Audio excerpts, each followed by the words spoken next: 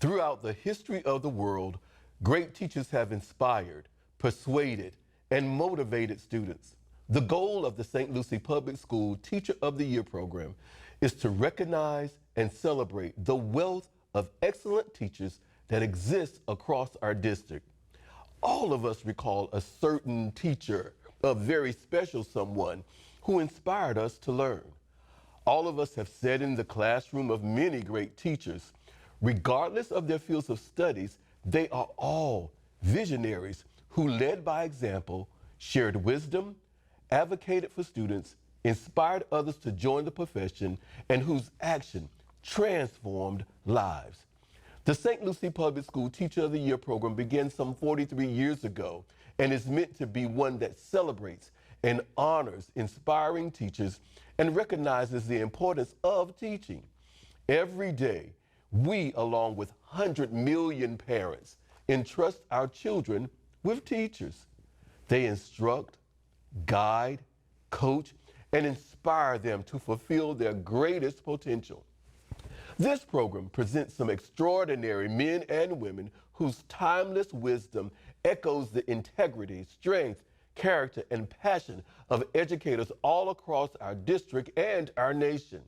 This program is a tribute to and for teachers and celebrates the special and often heroic role they play in the lives of students.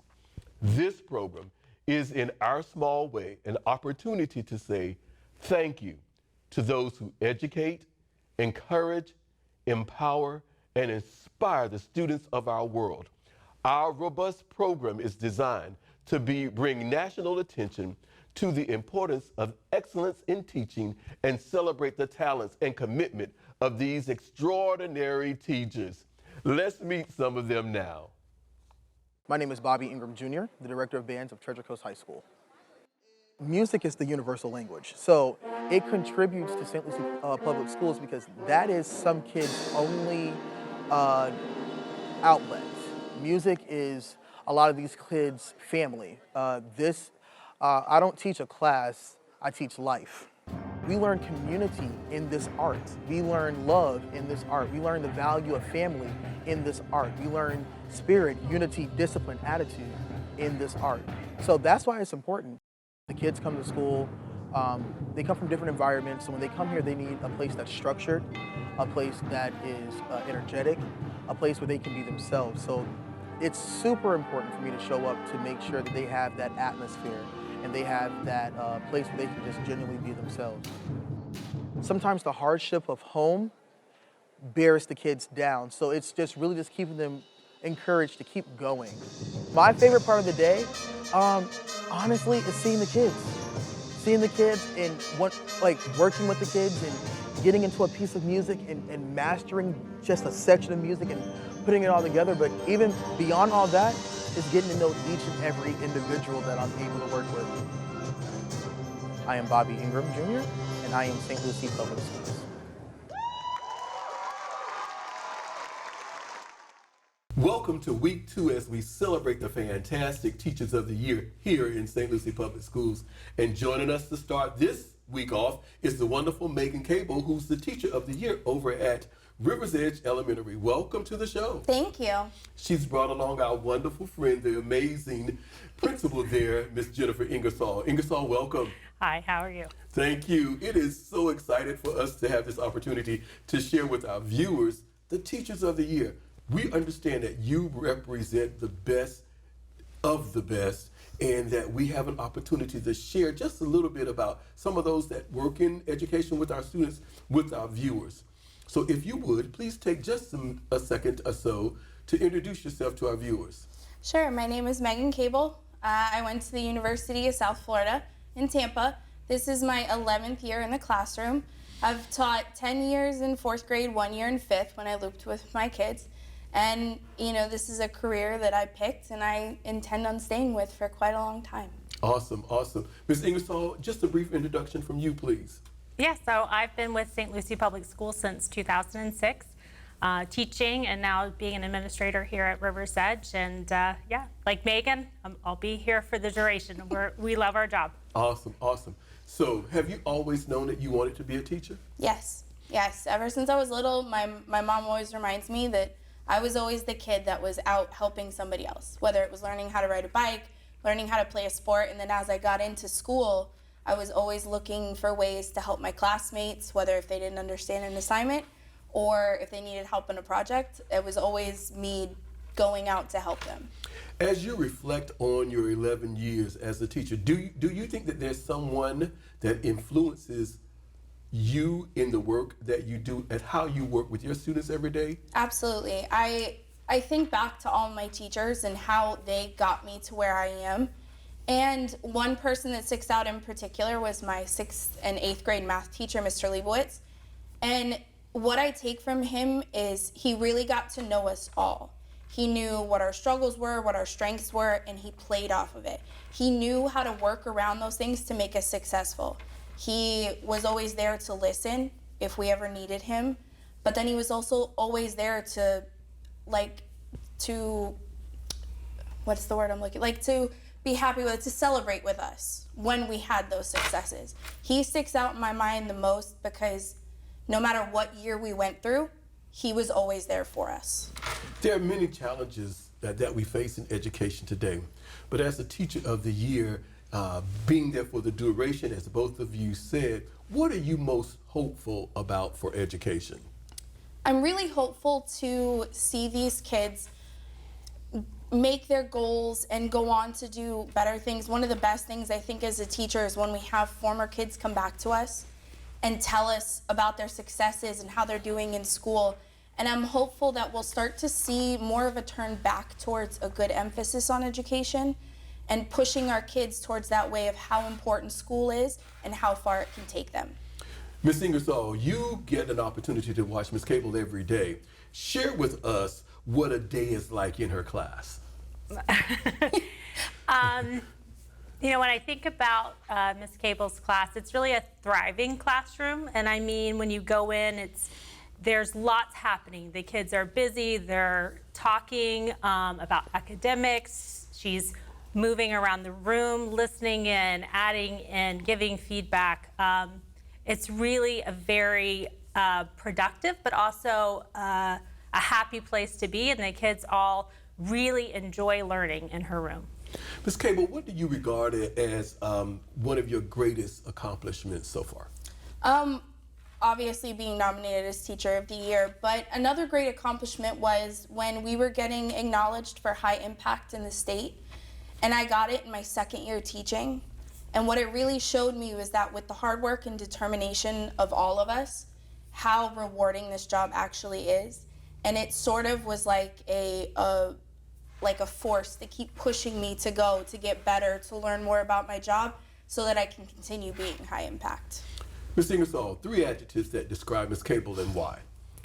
Megan. I love it when I ask a question and you guys jump. Well, I will say this. We've been working together for the last couple of years, and Megan is a very kind person. She's a joy to work with as a professional, but she also is really, she talked about her 6th and 8th grade teacher, and that obviously has made an impact because she really does know her students, and they know that she cares about them. She's very studious. You could ask her a question. She teaches our ELA, so you could ask her just about anything you needed to know about ELA for 4th grade, and she is your go-to person. She does an amazing job with them, just teaching them and finding new and interesting ways to meet their needs. And then I would also say that she has fun in the sense that she brings in some levity into her classroom, right? She has different ways of getting them to be on task and holding their pencils up or their wands, as she could share it with you about being a big Harry Potter fan. So it's just a really great place and an interesting place to walk into and get to see. What would you say to a new teacher to inspire them to keep going and be there for the long haul? The little things are the biggest accomplishments.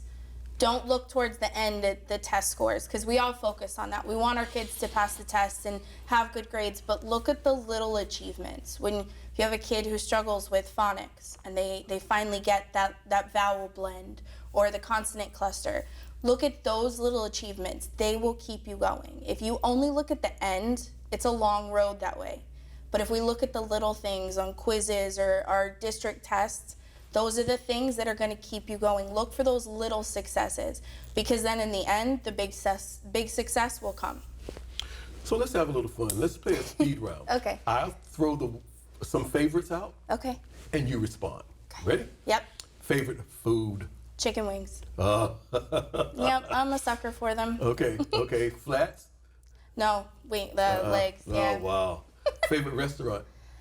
This was a hard one, but I'm a huge fan of Benihana. I love hibachi. Okay.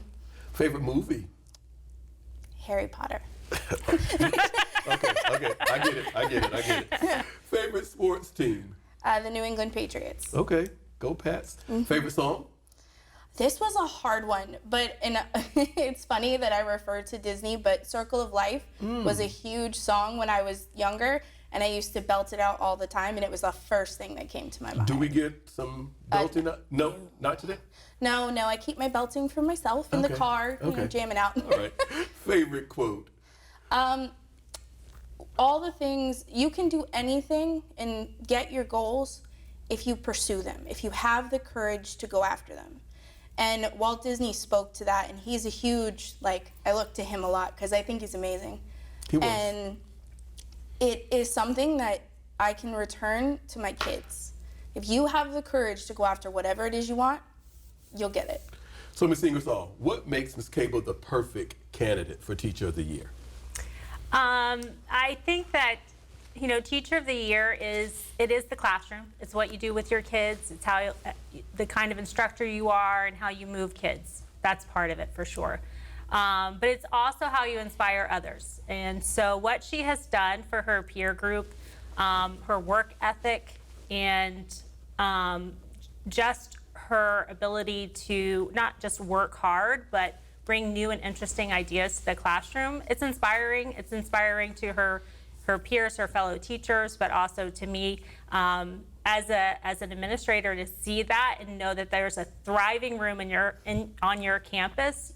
We have so many, but she's a standout for sure.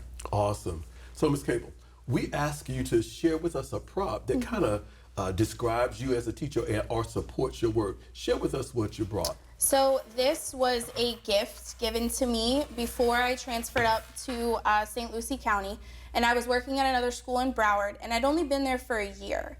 And they found out that I was moving and that I would be leaving them, and my kids went to my partner and were like, we have to do something special for Miss Cable. And they came up with this idea of a collage of pictures of all of us. And then they obviously signed it. But the reason it's so important is that I was only there for a year. And what it showed me was that no matter how long you're with them, you impact them and you mean a lot to them. And that's one of the best things that we can have as a teacher. Would you just point that right at camera one right there? And I'll ask one final question. As the Teacher of the Year over at Rivers Edge, you automatically are their ambassador. What's your message? I know it's tough, and I know that we all have, our struggles and things that we face, but we mean a lot. We mean a lot to these kids. Sometimes we're that person they may not have, and we have to be there. And I know that it's hard, and it's a lot of work, but it's rewarding. Regardless of whatever grade you teach, keep going, because we need as many of us as possible. Ms. Cable, Mrs. Ingersoll, thank you for sharing with us today. Congratulations on your selection as the Teacher of the Year. I look forward to visiting your classroom one day soon. Welcome, anytime. Thank you. Hello, my name is Edward Morales. I'm the manager for the Publications Department for the St. Lucie Public Schools. Welcome to the print shop. One of the most important part of my job is to get things on time for the schools. Our objective is to get everything to the schools in less than 3 days. So some of the challenges we have here in the print shop is to get good pricing for raw paper, cover paper. The supply chain is a little bit difficult nowadays, but we're working on it. We have a great team. We have a team of 8, 9, including me. We have 3 printers, 3 binderies. We have a graphic designer. We have a team that is cohesive. They work together. They know what to do. They're professionals. They're proactive. They accept challenges, and they're determined to get the work to the schools. My favorite part of the day is coming in, say hello to the team, seeing that everybody is here with a happy face and ready to go. Yo soy Edward Morales y yo soy San Lucie Public School.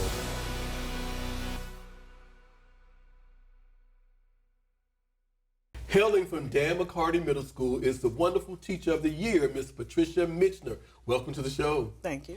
She's brought along with her the wonderful Latricia Stubb James, who is the dynamic principal at Dan McCarty. Miss Stubb James, welcome. Welcome. Thank you. It is a pleasure to have both of you with us. We love doing this show every year because it gives us an opportunity to introduce to our viewers some of our wonderful teachers and to share the glories of teaching. Somebody may not know you, so that would you please just give us a brief introduction? Okay, my name is Patricia Mitchner. I like to be called Pat, but at school, Mrs. Mitchner. I've been at Dan McCarty for 12 years. Isn't it 12 years? Mm-hmm. I think so, this year. Okay, okay. Well, I'm teaching ELA. Cool, cool. Ms. Stubb James, introduce yourself. My name is Latricia Stubbs James. I am the proud principal of Dan McCarty Middle School. I have been a principal, this is my 3rd year now, and I was a former teacher at Dan McCarty Middle School, so this is a pleasure for me. Ms. Mitchner and I worked hand in hand, side by side, for all of those 12 years that she worked at Dan McCarty, so being able to see her move to Teacher of the Year is something that's really, really inspiring for me. Great. So, Mrs. Mitchner, have you always known that you wanted to be a teacher? I did not, no. When did you decide? Well, I was in nursing first for 15 years. Mm-hmm. And my husband's job transferred to Miami. And I'm like, what am I going to do here? So I went back to college. I'm like, so I changed my major 3 times. So I started subbing in Miami. I'm like, I kind of like this. Mm-hmm. And the principal asked me at that time, which was in 1997, don't you want to teach? And I'm like, I don't know. These children are kind of rough. But that's the way my path led me. Awesome, And awesome. here I am. Great, great, great. So when you think back, do you think you pattern yourself after someone that might have had an influence on you? I do. Sure. Previous teachers from elementary.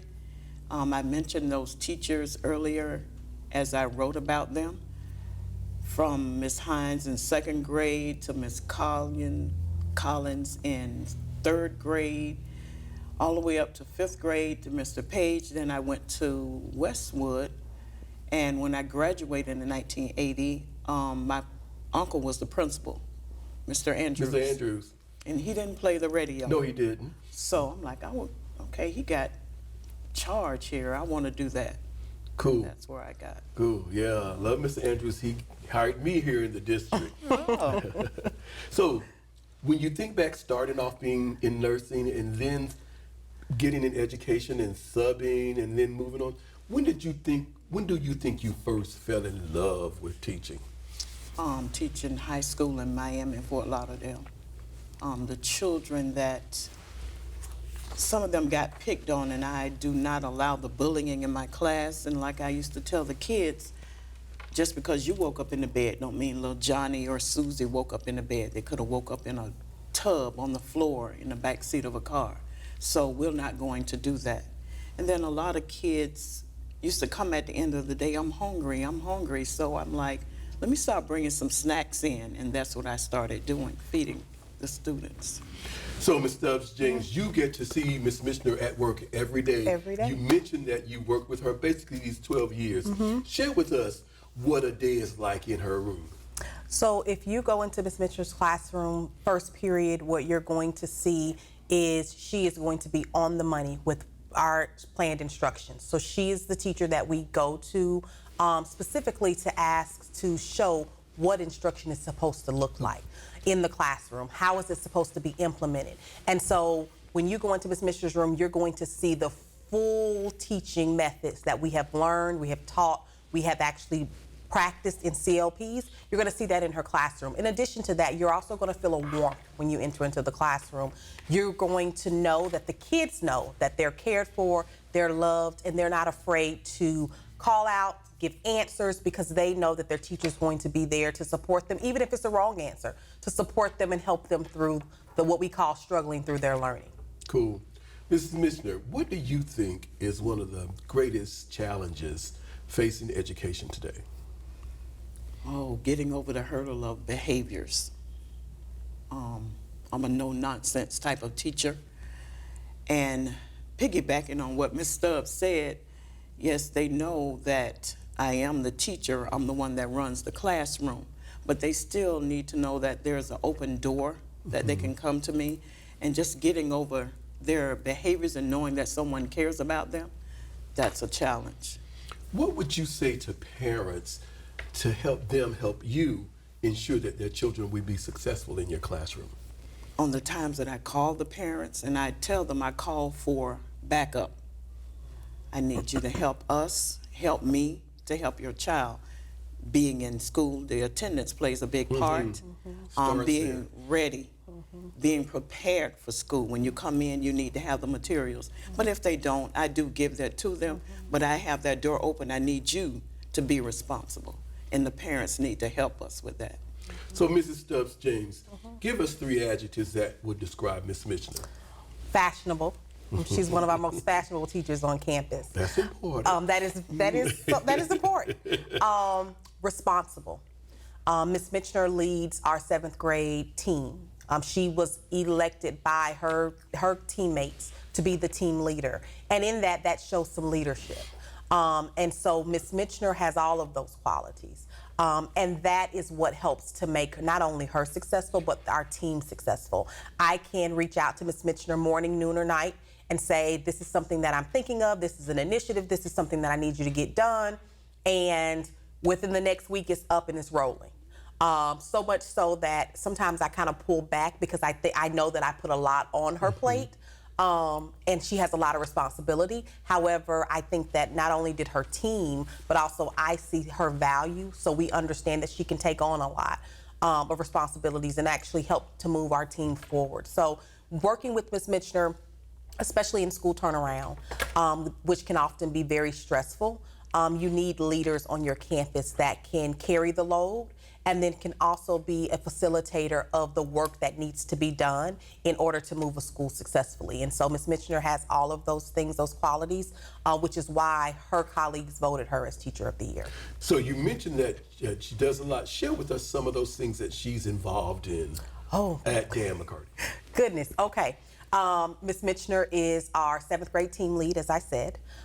She also is the person that we send in our new teachers into her classroom to do observations, specifically on classroom management strategies and overall instructional strategies. In addition to that, we've also tabled or asked Ms. Mishner to be a part of our literacy team. So she is a part of that literacy committee that just completed and finished one of our literacy nights. In addition to that, Ms. Mishner is also someone that comes to almost every single one of our extracurricular activities that we have on campus. Anytime we have anything that is going, whether it be in Port St. Lucie and Fort Pierce basketball games, Title I nights, she's always there and present. And then the other thing about Ms. Mishner is that she's encouraging others to participate. It's one thing when one teacher participates in isolation, but because of her leadership and her actual charisma, a lot of teachers join her in actually participating in some of the things that take you away from your family, but it does actually help to have her as a part of that team because she spearheads them. Come on, guys, let's come out. Let's show our support. Let's make sure that our Eagles know that we're supported. Let's go out and let's actually reach out to parents. Let's make those phone calls, and those things are instrumental in making Dan McCarty what it is today. So, Ms. Mishner, what makes you a good teacher? The team that I support, that I lead, you know, it takes a village. So not just for the kids, but for all of us. The administration definitely is our backing, and we stand on their shoulders to show off our school. So that is what makes me a good teacher. I heard Mrs. Stubbs James mention about being the model classroom. What is it that what advice would you or do you give to new teachers? There is so much. But when you're coming in, and I try to tell the new teachers, come in strong and end strong. You can't come in with, especially middle schoolers, too happy-go-lucky. You gotta treat the kids with respect, because you want respect, but you gotta come in strong. These are the rules, lay down the rules, the expectations, and continue to follow those expectations, because if you don't, the kids will know, well, she doesn't let me do it, or she does, so why do you? So I continue. It takes consistency. Ms. Stubbs James, what makes Mrs. Michener the perfect candidate for Teacher of the Year? Ms. Michener is the perfect candidate for Teacher of the Year because working in a school such as Dan McCarty that has its struggles, as all schools, you have to have individuals that are there for children and have a love and a passion for children and education in general. And so Ms. Michener, she exudes those characteristics. She wants to see not only the kids succeed, but her community succeed. Ms. Michener lives in Fort Pierce. I live in Fort Pierce. And so for us, the mission is a little bit deeper because we want to make sure that the students that we push out into at Westwood or Central or wherever they go, that they're equipped and they're ready to be active community members here in Fort Pierce or wherever they go. So for Ms. Michener, I think that what makes her a great teacher is understanding and knowing that we are a small portion of what is going to be a contribution to what's going to make our students actual global citizens. And so she helps to inspire them to be those citizens that we need. She helps to give them the tools, the reading strategies, the skills, and the confidence to be successful when they leave Dan McCarty Middle School. And more importantly, she gives them life lessons and values that they can then carry with them moving forward as well. So I think all of those attributes help to make sure that Ms. Michener not only is Teacher of the Year for Dan McCarty, but I think that moving forward in our generation and some of the things the shifts that are happening in education, I think sometimes we get away from those basic essential things that are needed in order to not only run a classroom, but also to make successful change in students and also in their academics as well. So, Ms. Michener, your selection as a Teacher of the Year for Dan McCarty automatically makes you their ambassador for education. What's your message? Continue to strive and pull out that extra 1%, 101% that the kids have in them. They have it. It's just up to us to help them pull it out. Thank you, Ms. Stubbs James, Ms. Michener, for joining us as we celebrate, recognize, honor Teachers of the Year and teachers as well as education here in St. Lucie Public Schools. Congratulations on your selection as a Teacher of the Year there. Thank you. My name is Michael Brown, and welcome to St. Lucie Transportation. We have 325 routes that make up 12,471 bus stops per day. On average, we transport 23,000 students each and every day. We have 25 mechanics responsible for 397 buses in our fleet, and they go in for a 30-point state-required inspection every 28 days. I feel that as a bus driver, my position is a very intricate one in the St. Lucie school system. Without us transporting the majority of the school's populations, our leaders of tomorrow wouldn't have an easy access to their education. I would say the most important aspect of my job is delivering my children to and from school in a safe, timely manner. I want to be a role model for my kids as well. Some of the challenges of my position, being able to drive while maintaining control of my students. I often have upward to 50 to 60 kids, at any given time between routes. I think the most rewarding part is just watching my children grow, into adults. I watch them flourish in life and just knowing that I was a part of it. I'm Michael Brown, and I am St. Lucie Public School.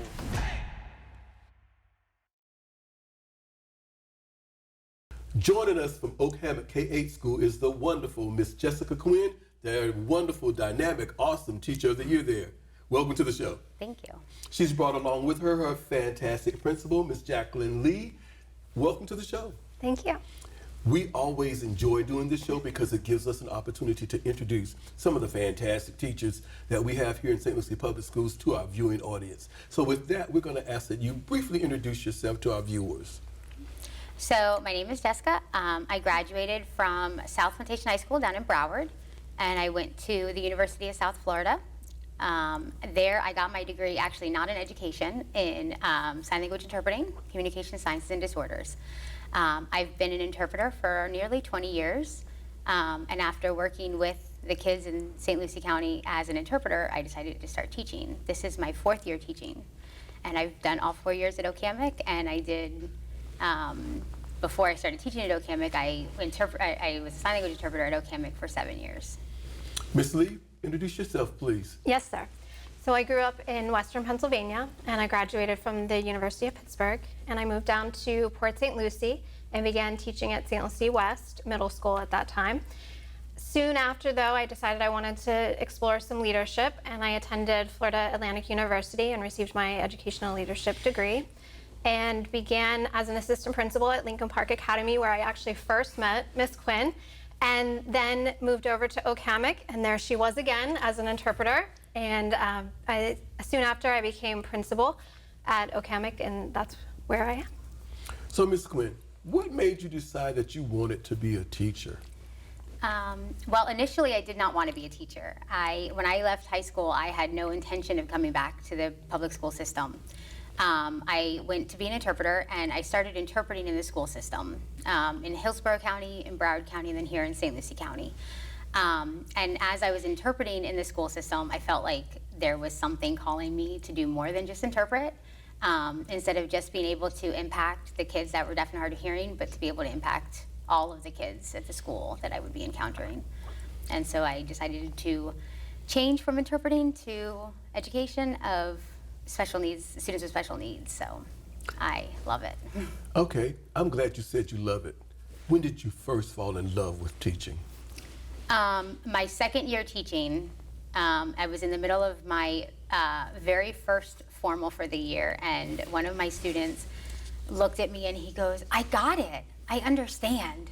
And that moment where my student for the first time really was able to not just understand what I was explaining to him in the lesson, but able to then turn to his friend and explain to his friend, and I realized at that point that this is what I had been missing with interpreting, actually impacting the individual students. With the challenges that we face in education, as an educator, what are you most hopeful about for education? I'm hopeful that as time goes on and we're getting into more of the parents' involvement in their students' education and seeing things, that there will be a unifying force out there that brings parents to the point where they can trust educators again, and that we can really impact the students with what they need on a daily basis, and not just what people think that they're going to need, but how are we going to make these kids productive members of society and be able to really impact them in their futures, not just what they need now. Mrs. Lee, share with us what a day is like in Miss Quinn's classroom. So, she's not the only adult in the classroom. She has several different support staff in there, and when you walk in, you see all of the adults as well as all the students fully engaged in everything academic as well as their social learning. They really truly love being in there and working with our students with special needs.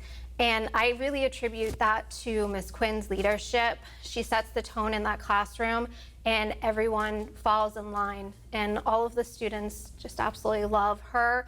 Her parents love her, and it's really just a remarkable thing to see. I really believe that she is a model classroom for our self-contained ESE students. With that being said, give us 3 adjectives that will describe Mrs. Quinn. So she is 100% collaborative. So she works with many adults in the classroom as well as outside of the classroom. She's willing to learn from them and share and grow as an educator. She is also very driven. So as she shared about her experiences as being an interpreter for our deaf, hard of hearing students, she didn't stop there. She continued to learn and grow. She's currently, working on her master's degree in ESE. And the final adjective I would say is that she's resourceful. So she never lets an obstacle stand in her way. She uses the team around her. She researches, and really she's very experienced in really being able to make our students perform. I would generally like to ask the question, is there a TV show, a movie, or something that influences you? But how did you choose to work with sign language?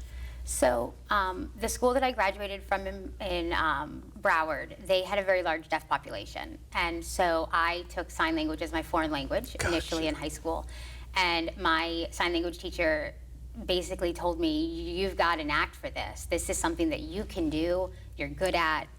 All 4 years of high school I took it and decided that that was the direction I was gonna go until I figured out something else to do with my life. And I fell in love with sign language, I fell in love with working with deaf kids. And then that really showed me so many more options that I could use my skills. Working with special needs kids, I teach them sign so that the kids are able to communicate. Some of my nonverbal students are able to communicate more easily. It really has brought everything kind of full circle for me. So, Mrs. Lee, what makes Ms. Quinn the perfect choice for Teacher of the Year?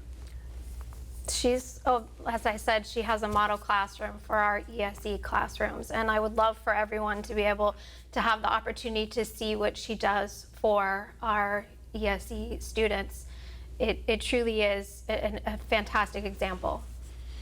So you're the ambassador for education for Oak Hammock K-8 school.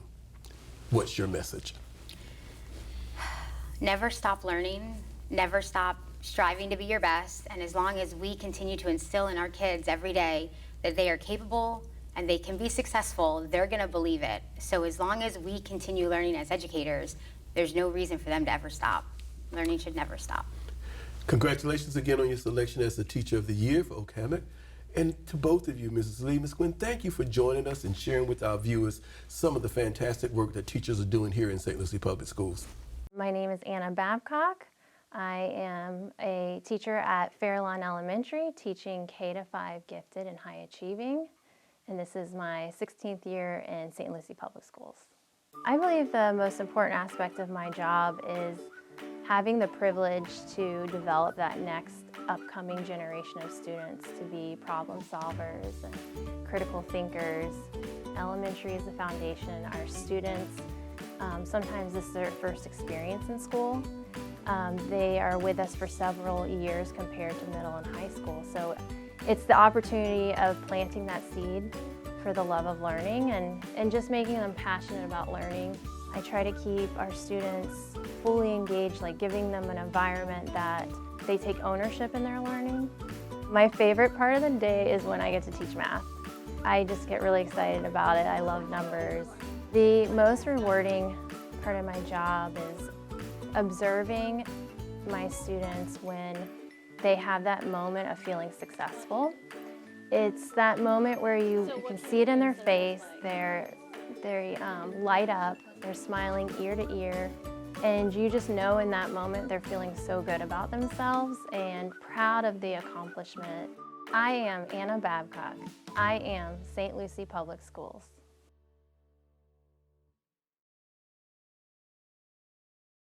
It's an honor for us to welcome to our show at this time Ms. Jaylene Velez, who is the fantastic Teacher of the Year over at Savannah Ridge Elementary. Welcome.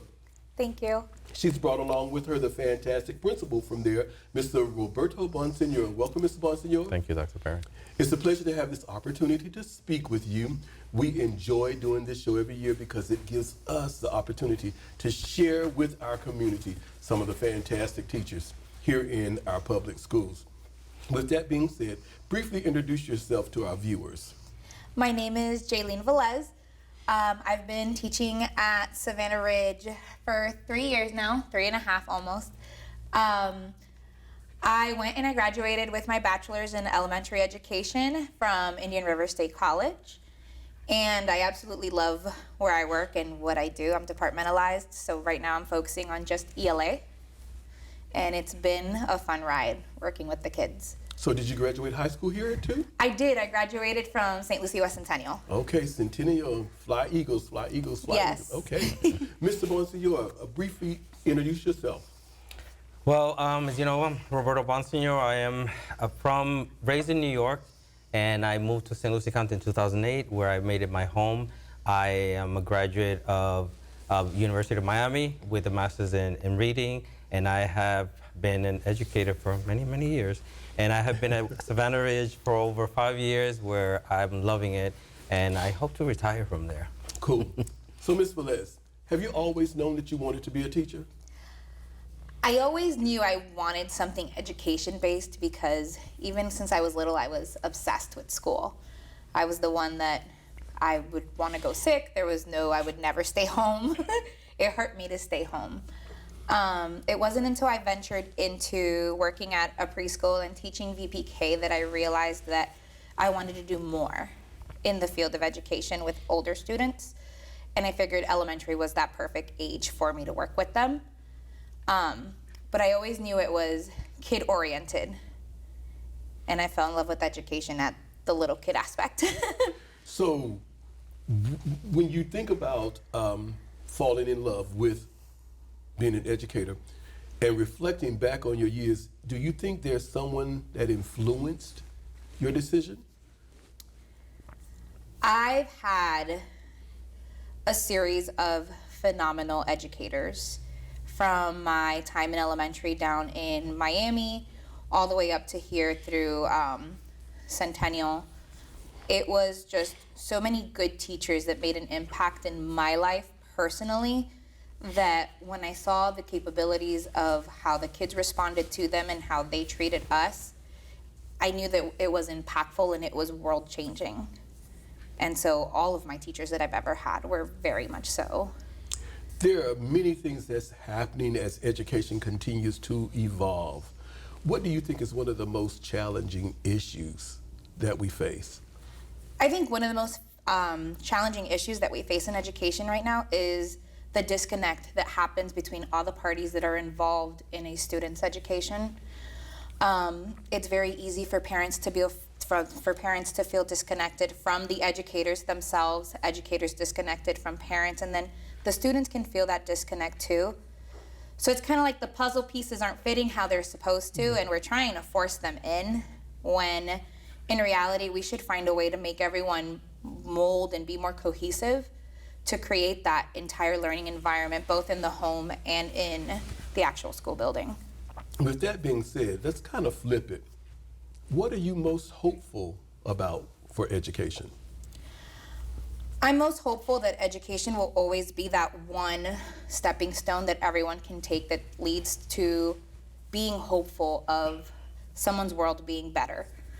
It is one of, I think, the most impactful things. It lays the groundwork for every other job that's out there, right? Because education is being creative, it's exploring, it's researching, and that's when you come across all these other fields that are out there and kids get to explore and have so much hands-on learning that it molds them to be their future selves and thus impacts education more as we learn from them and grow how they grow. Mr. Bonsignor, share with us what you see when you visit Mrs. Velez's class. Wow. I see control yet release to the students. And when I say control, I don't mean control by the teacher, but control by the students. They're in control of their own education. And it's because of the way she leads them to and really releases them to be able to ask questions and feel comfortable in making mistakes. So I go in there, and there are times they're very quiet because they're reading, and there are times that you hear noise, but it's really, they're having constructive conversations among their peers or in groups. So it's a very rich environment that you could read the room and not have any questions because you know what's being taught, what has been taught, and what the focus is. And if you ask the students, they're able to tell you, and if they're not, they're able to look around and say, well, this is what we're focusing on. If they're not able to read it, because we have some in some grades that aren't able to read as well, but they know where to look for that anchor chart, as I call them, to see or redirect their thinking. Describe her for me, please, using 3 adjectives, and tell me why you've chosen those 3.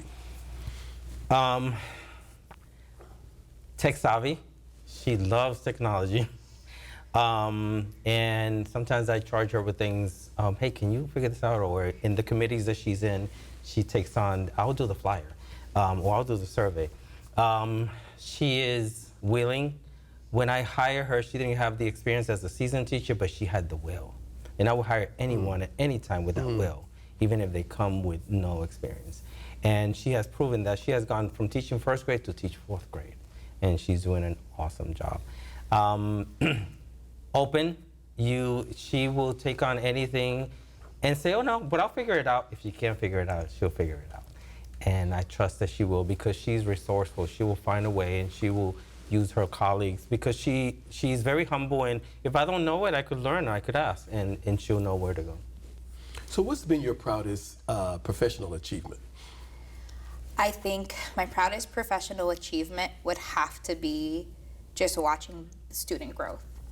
I teach my students from the beginning that growth is not a measured number that I put at the beginning of the year. We're all going to get to 75. Growth is individual, and seeing each student and what they're capable of each year individually with every student that's been through my classroom is an achievement for myself professionally, because it shows the impact I've made on them in making them self-sufficient and holding on to their education and making themselves responsible, so they will flourish more as they move on. What advice do you share with parents to help them help you ensure that their children will be successful? I tell them that building student confidence is the one place to start. We see a lot of different kind of kids come into 4th grade, and a lot of them are a little hesitant because of the struggles they've had in previous grade years. And I tell them the first thing we do is build their confidence. We get them comfortable with the actual learning material, and we'll work on making it better. So I also teach them that don't be so hard on them. When we set the bar too high, which is good to set bars high, but once you have those students that are really struggling to meet and they already feel low in their educational aspects, when we build them up and help lead that pathway to them, they're going to do better and feel better. So creating that positive environment and putting a positive taste of education back into the atmosphere that they're in is going to help them succeed. So, Mr. Bonsignor, what makes Mrs. Velez the perfect choice for Teacher of the Year?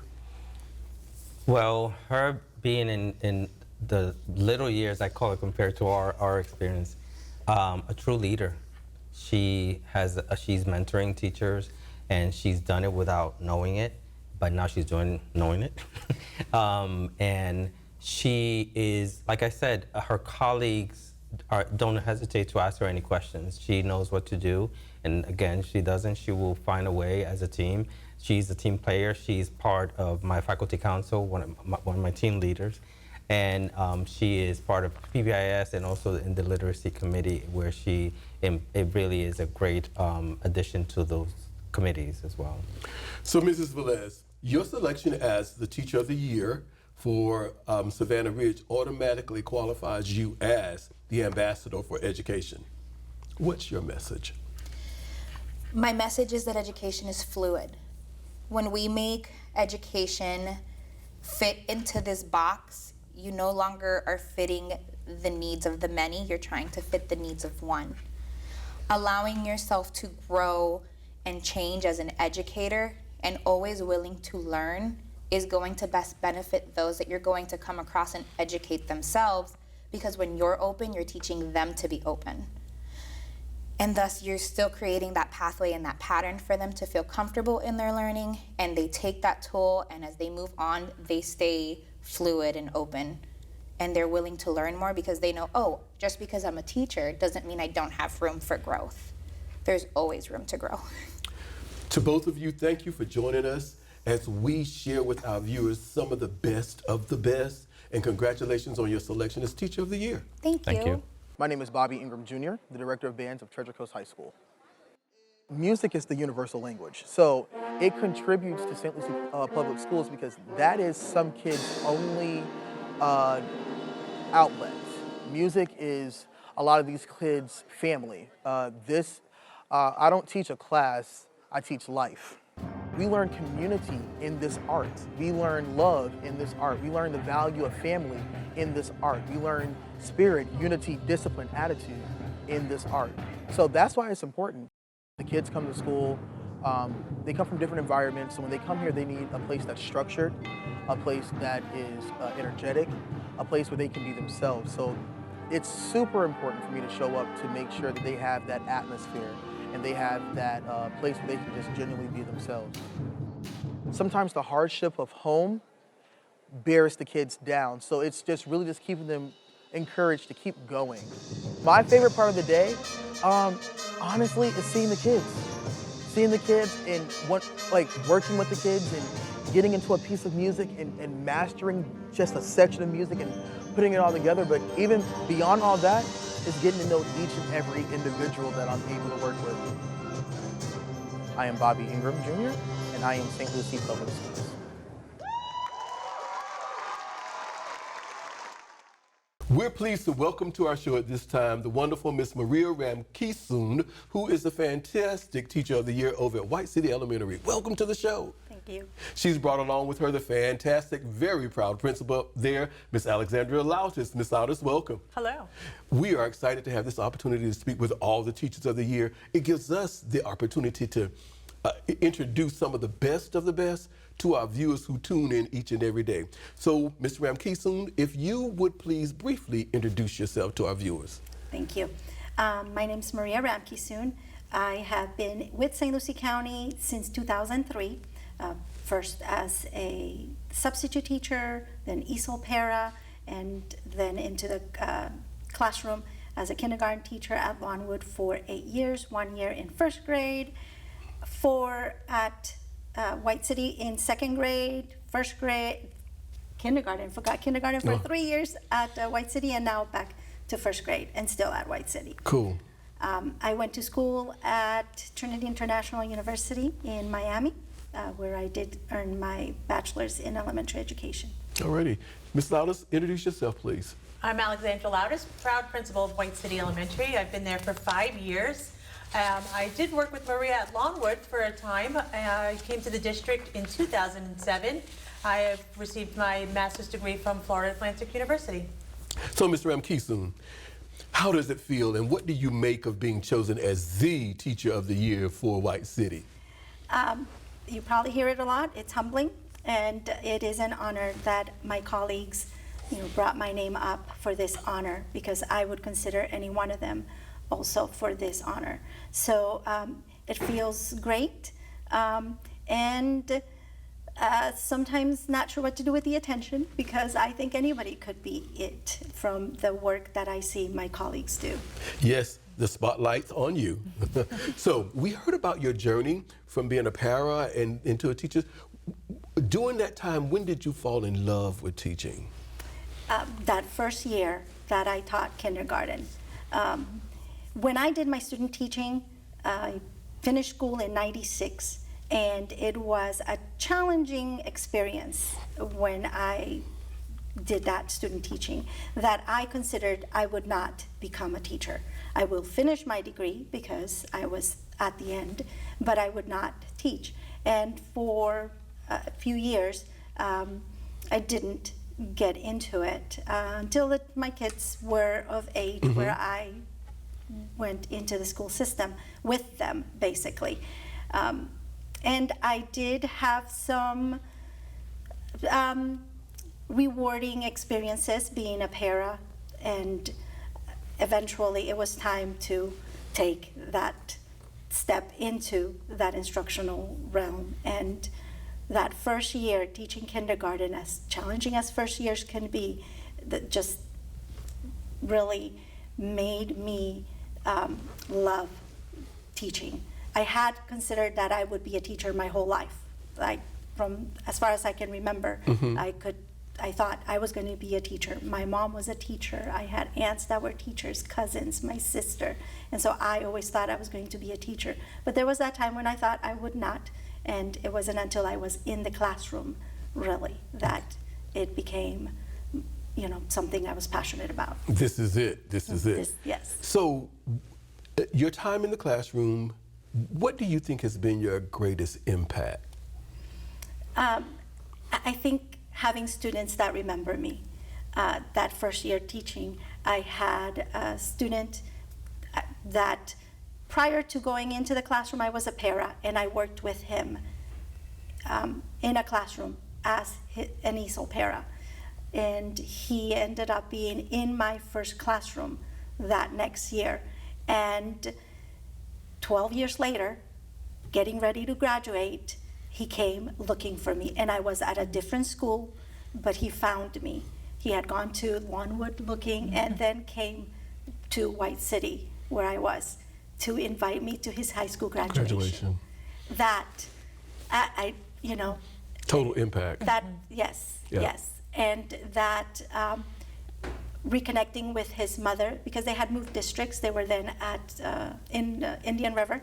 And I ended up visiting and reconnecting with his mom. And it was like as if, you know, he was still in my classroom.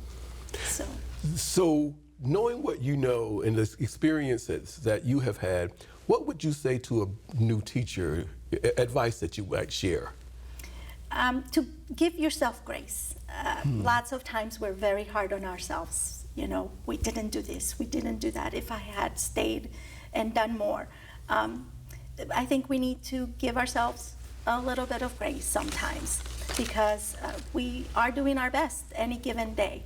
And then sometimes even if we're not doing our best, it's almost, you know, it's so rare that we're in those moments, because so often we do understand the importance of being our best for our students.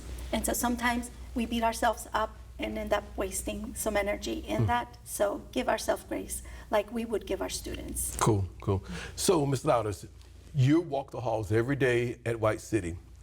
Share with us what a day is like in Ms. Ramkison's room. It's just so amazing every time I go into her classroom to see the level of engagement and learning that's happening in her classroom. You would never know the difference between a student that just entered the country and students that have been in school for some time. She treats them all equally with the same expectation of high achieving. Day 2 of school, it's unbelievable. You would think that we were already 9-10 weeks into school. This way the students are following routines, procedures. Every day it's quality lessons, the classroom that I want my own child to be in every day. Describe her for me, please. 3 adjectives. Tell me why those 3. Oh, it's so hard. There's so many that can describe Ms. Ramkisoon. The one that comes to mind is adaptive. She is able to adapt to the varying needs of not only her kids. There would be often times that I would hear her switch to Spanish in the middle of a lesson so that all her learners are able to understand the lesson. We may have a new student that needs a break from a different classroom, and she will take them in like they're her own child. So she's just adaptable to any need, any situation. She's approachable, not only to her students, but to the staff on campus. She is somebody that new teachers, first-year teachers can go to. Always a smile on her face. You could always count on her to be there for whatever you need.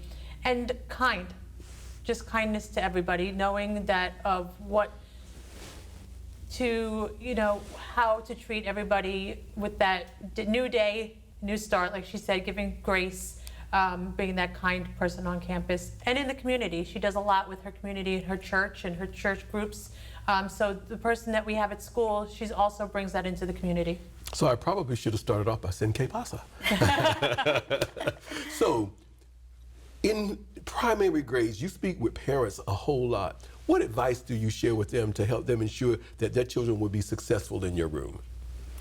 I let them know that I have expectations for their child that they will be able to meet, because I will outline for them what they are expected to do, not just as far as behavior, but academically. They are going to know what they're supposed to do.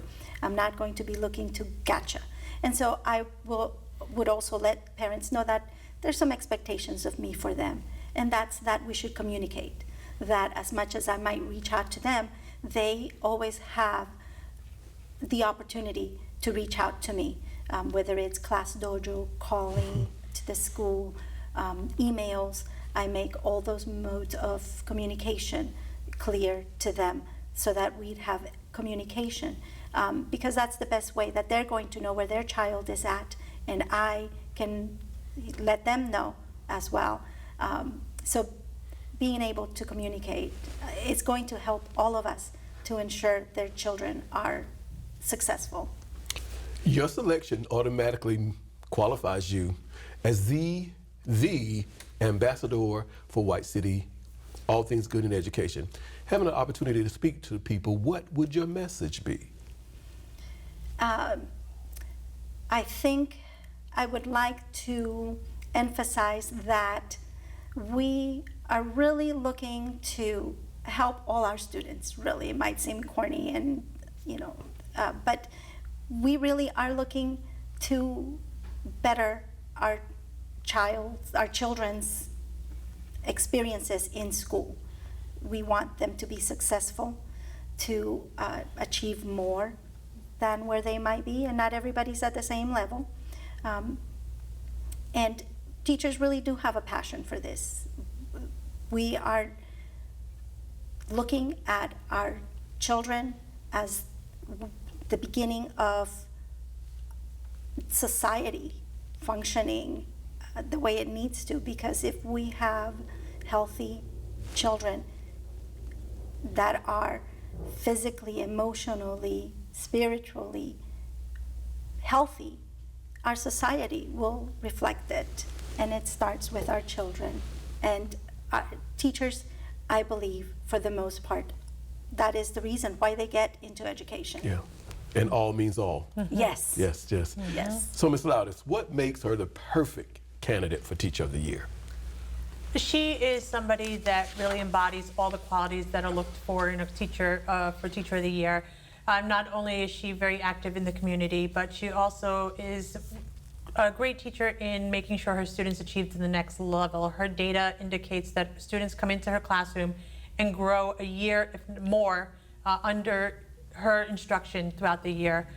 Those are two of the main qualities that we look for when selecting our Teacher of the Year, in addition to being that all-around person on campus as a go-to for teacher support, parents, like she mentioned, the communication. She always has an open door, and that's a great quality to have in a Teacher of the Year. So, Mr. Ramkesoon, talked a lot about you in your classroom, you with your kids, that education. Let's have some fun. I'll throw out some favorites, and you respond to my favorites, okay? Favorite food? Anything with shrimp. Favorite restaurant? 12A Bowie. Oh. Favorite movie? The Gods Must Be Crazy. Sports team? Not really. I suppose it's whoever I'm supporting in my life. Like when my daughter was at Central, it was Cobras all the way. I got you. I understand. Favorite song? Bob Marley's Three Little Birds. And do you have a favorite quote? Not sure if it's by anybody in particular. It's just something I saw. Live, teach, love, repeat. Oh, nice, nice. So we've asked you to bring along a prop that kind of describes you, your work in the class every day. So share with us your prop and why it's important to you.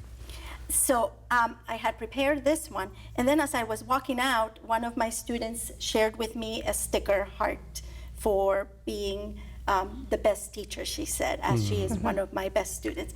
But really, actually, I guess I'll talk about my little kitty here.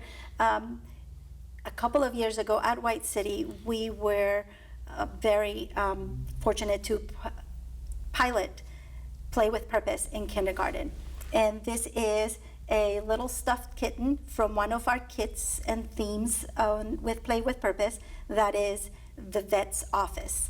And so our kindergartners got a chance to role play and play with whatever the theme of the week was. And so they got to be vets and vet techs and receptionists and pet owners.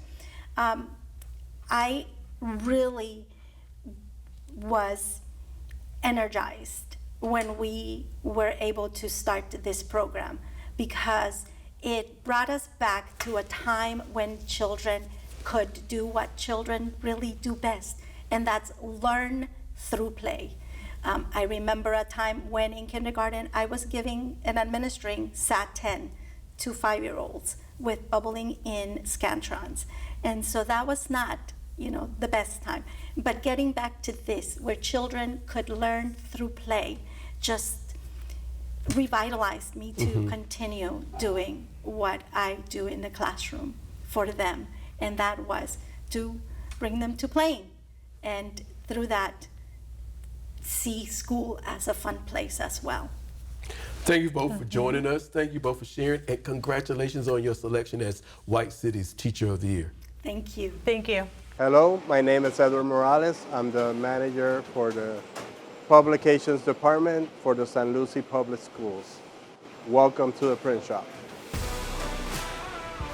One of the most important part of my job is to get things on time for the schools. Our objective is to get everything to the schools in less than 3 days.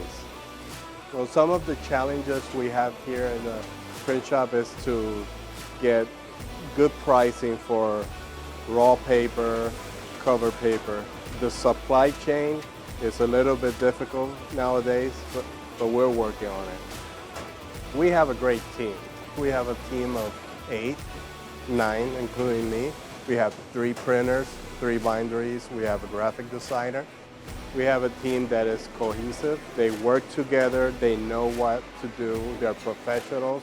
They're proactive. They accept challenges, and they're determined to get the work to the schools. My favorite part of the day is coming in, say hello to the team, seeing that everybody is here with a happy face and ready to go. Yo soy Edward Morales y yo soy San Lucie Public Schools.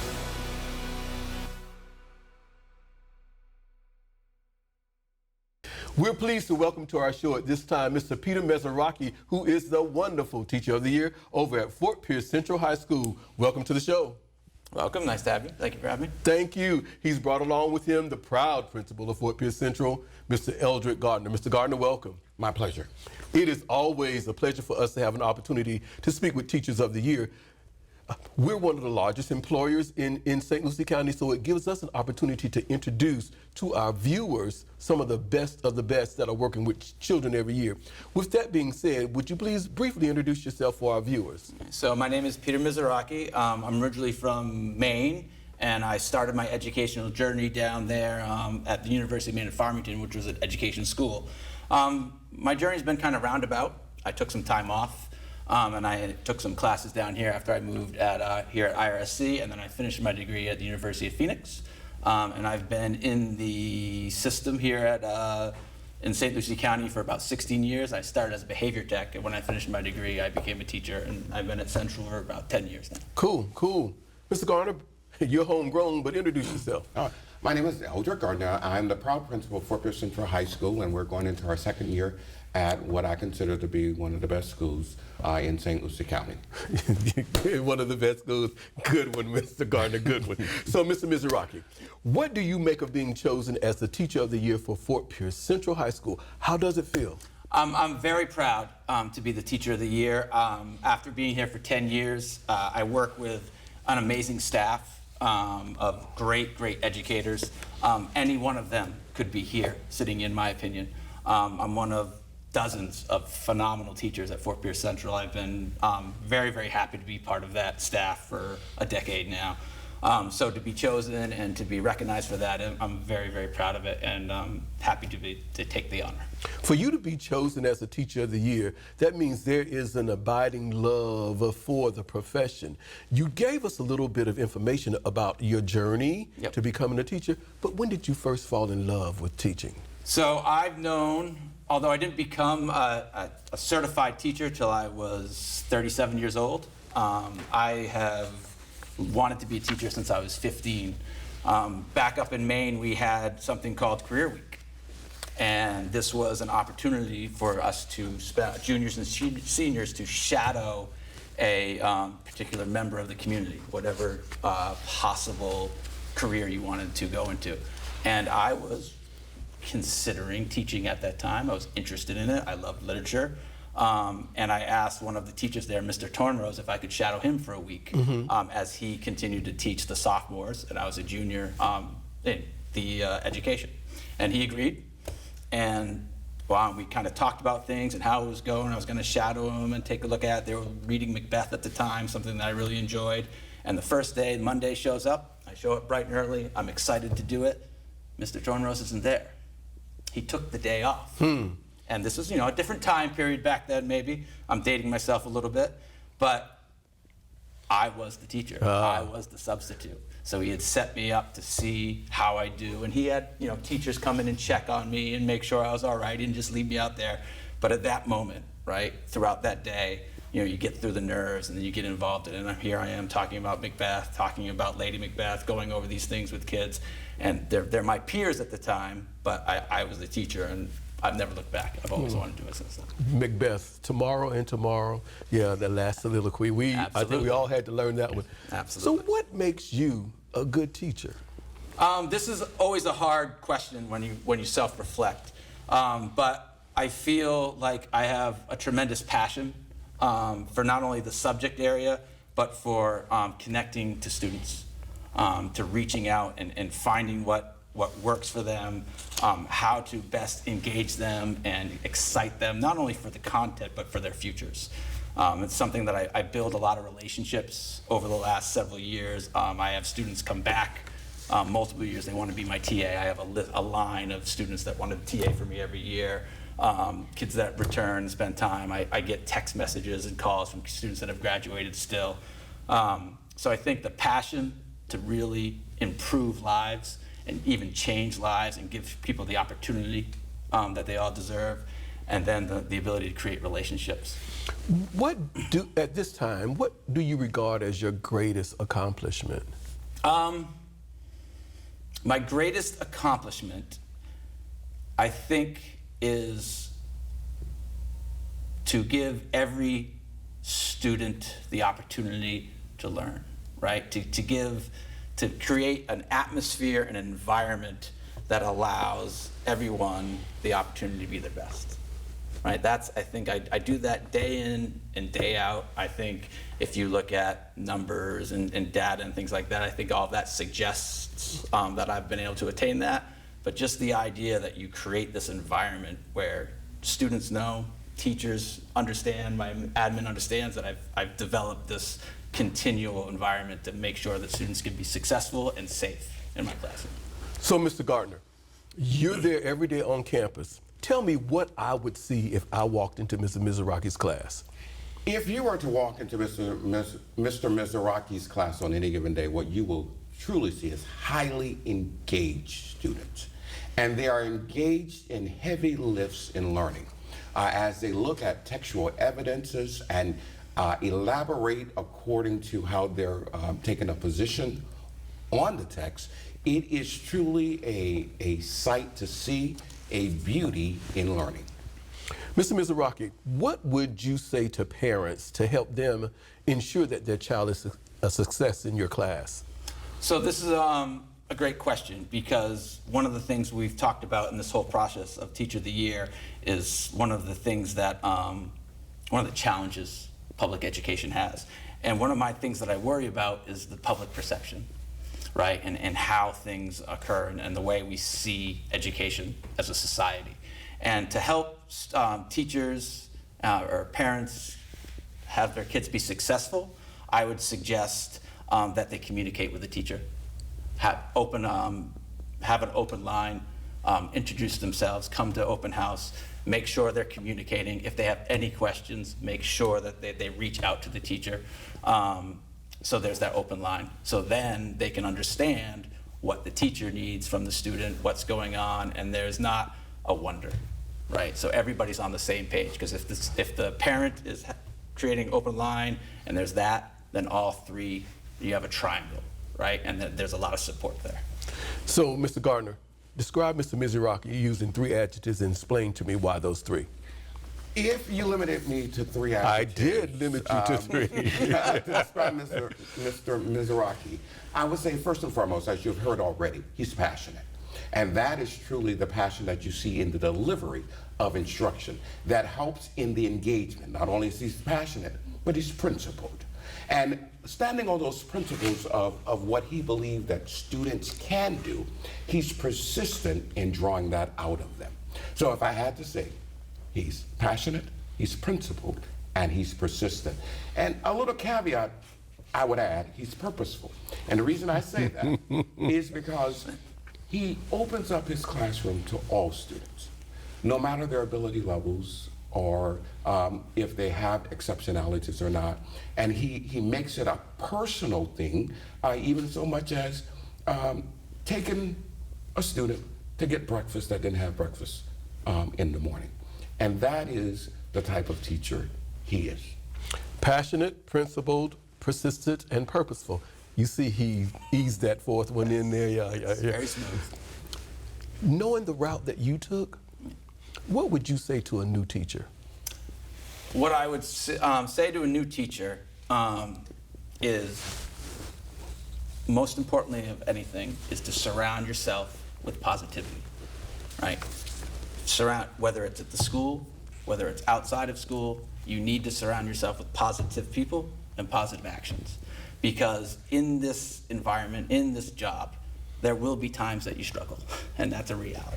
There will be challenges. And if you surround yourself with negativity, or you connect to that, or you reach out to that, it can pull you down. So for a new teacher, if you search for the success and you search for the positivity, you find that, those are the people that will pick you up when you struggle, will pick you up when you face the challenges. And it's absolutely essential, in my opinion, to find that positivity. Again, if it's in your pod, if it's in your campus, if it's in your admin, and then of course outside of school as well. I think it's absolutely essential. So Mr. Gardner, what makes Mr. Mizrachi the perfect candidate for Teacher of the Year? Mr. Mizrachi is the perfect candidate for Teacher of the Year because he is truly an ambassador of excellence and a champion for children. And that we see day in and day out as he operates and moves in his principled manners to ensure that our students are the better for having him. And we are the better for having him on our campus. So let's play a speed round. We talked a lot about you as an educator. We want to find out a little bit more about you as a person. So we're going to play a game of favorites. Okay? Right. Favorite food? Spaghetti. Favorite restaurant?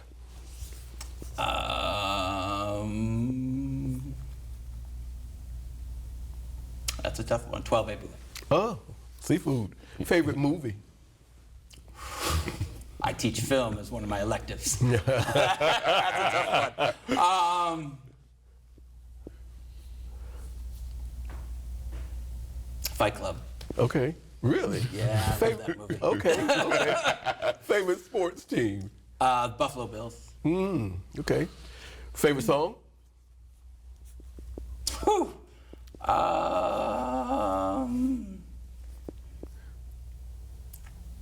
7 years old. Do you have a favorite quote? Dope! Homer Simpson. So you brought along a prop that kind of describes you as a teacher in the classroom. So share with us your prop. So it's interesting because earlier you asked what professional moment were you most proud of? So I did not speak of this at the time. I did want to save it for end, but it is one of the things I am proud of and as one of the successes here at Central. And this is a trophy from the Loud and the Bomb competition held by the Jason Taylor Foundation from the 2022 season. Loud and the Bomb is a poetry competition, if you will, for performance poetry, where we bring a team down and we compete with about 40 to 50 teams per year, depending. And this is the second time that we won. I was the co-captain or co-sponsor with Miss McPhee. I don't know if anybody out there knows Miss McPhee, but she's another one of those wonderful teachers at Central. And together we kind of are able to give student voice, right? The opportunity to speak. And so many students that are writers and poetry don't always find that niche, right? So this prop here is stays in my classroom. Sometimes it comes home with me. It kind of vacillates back and forth, but it reminds me of student voice, right? And as a writing teacher and as someone that is now teaching juniors and seniors and they're heading off into adulthood, it's an incredibly important thing to remind ourselves that we need to be giving the students the opportunity to have their voice, and not just repeating what our voices are or what we want them to be saying, but to give them their opportunity to have their own voice, especially in this world where it seems like people are trying to limit what young people say. So this is one of those things that help remind me of that. Thank you both for joining us. Yes. We are excited to have this opportunity to speak with you. Congratulations on your selection as the Teacher of the Year at Fort Pierce Central High. Absolutely, thank you. Thank you both. Thank you. Appreciate it. My name is Michael Brown, and welcome to St. Lucie Transportation. We have 325 routes that make up 12,471 bus stops per day. On average, we transport 23,000 students each and every day. We have 25 mechanics responsible for 397 buses in our fleet, and they go in for a 30-point state-required inspection every 28 days. I feel that as a bus driver, my position is a very intricate one in the St. Lucie school system. Without us transporting the majority of the school's populations, our leaders of tomorrow wouldn't have an easy access to their education. I would say the most important aspect of my job is delivering my children to and from school in a safe, timely manner. I want to be a role model for my kids as well. Some of the challenges of my position, being able to drive while maintaining control of my students.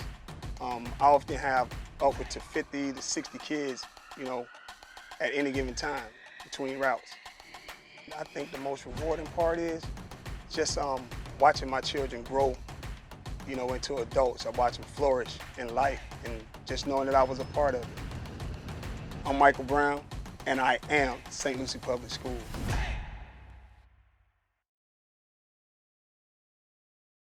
It's our privilege at this time to welcome to our show the wonderful Miss Kimberly Davis, who's the awesome Teacher of the Year over at Parkway Elementary School. Miss Davis, welcome. Thank you. Wow.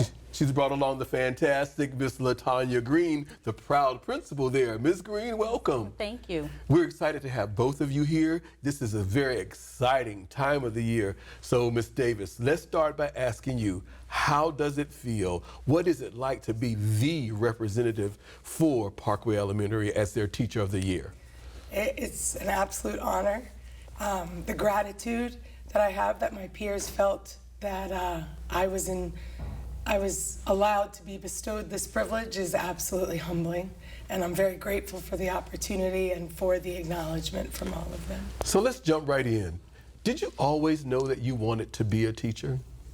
I did, actually. Well, let me take that back. Okay. I always knew I wanted to work with children. Okay. Wasn't sure in what capacity that I wanted to work with children. I initially thought perhaps maybe even pediatrics, but decided that I couldn't handle the medical trials and tribulations that go along with children suffering in that way. Not that we don't see trials and tribulations in the educational system, but so then I kind of thought, well, I think, teaching, I've always, as my family and friends tell me, I've always been quite bossy and tried to be the one that sets everything up. So I just decided that, what greater privilege is it to be able to be in the mind, to be in the world with these little guys and help to create human beings that can go be productive models in society. So what do you think, with everything that's going on, we talked about trials and tribulations, so let's just go there. What do you think is one of the most pressing issues facing education today? I believe on a whole, in regards to the entire educational system, I believe that funding is a huge issue within being able to find the right resources, being able to make sure that you're compensating educators, that you are allowing classrooms to have the materials that they need, in order to be able to be productive.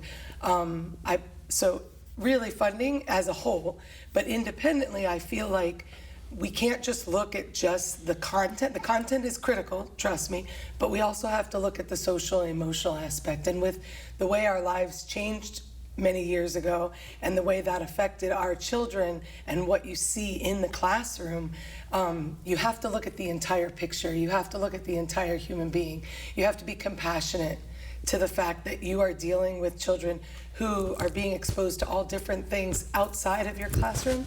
And so I believe that making it a safe environment for them is utmost importance to be able to allow them to succeed.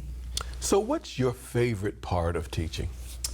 My favorite part of teaching? I absolutely love that I get to go to work every day and see all these magical, now I work with the young ones at Parkway. I'm the VPK teacher there, so I have the 4 and 5-year-olds.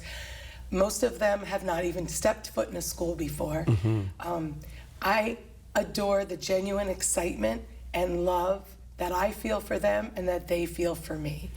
I get to start my day every day with a hug and a smile from usually almost 100% of them.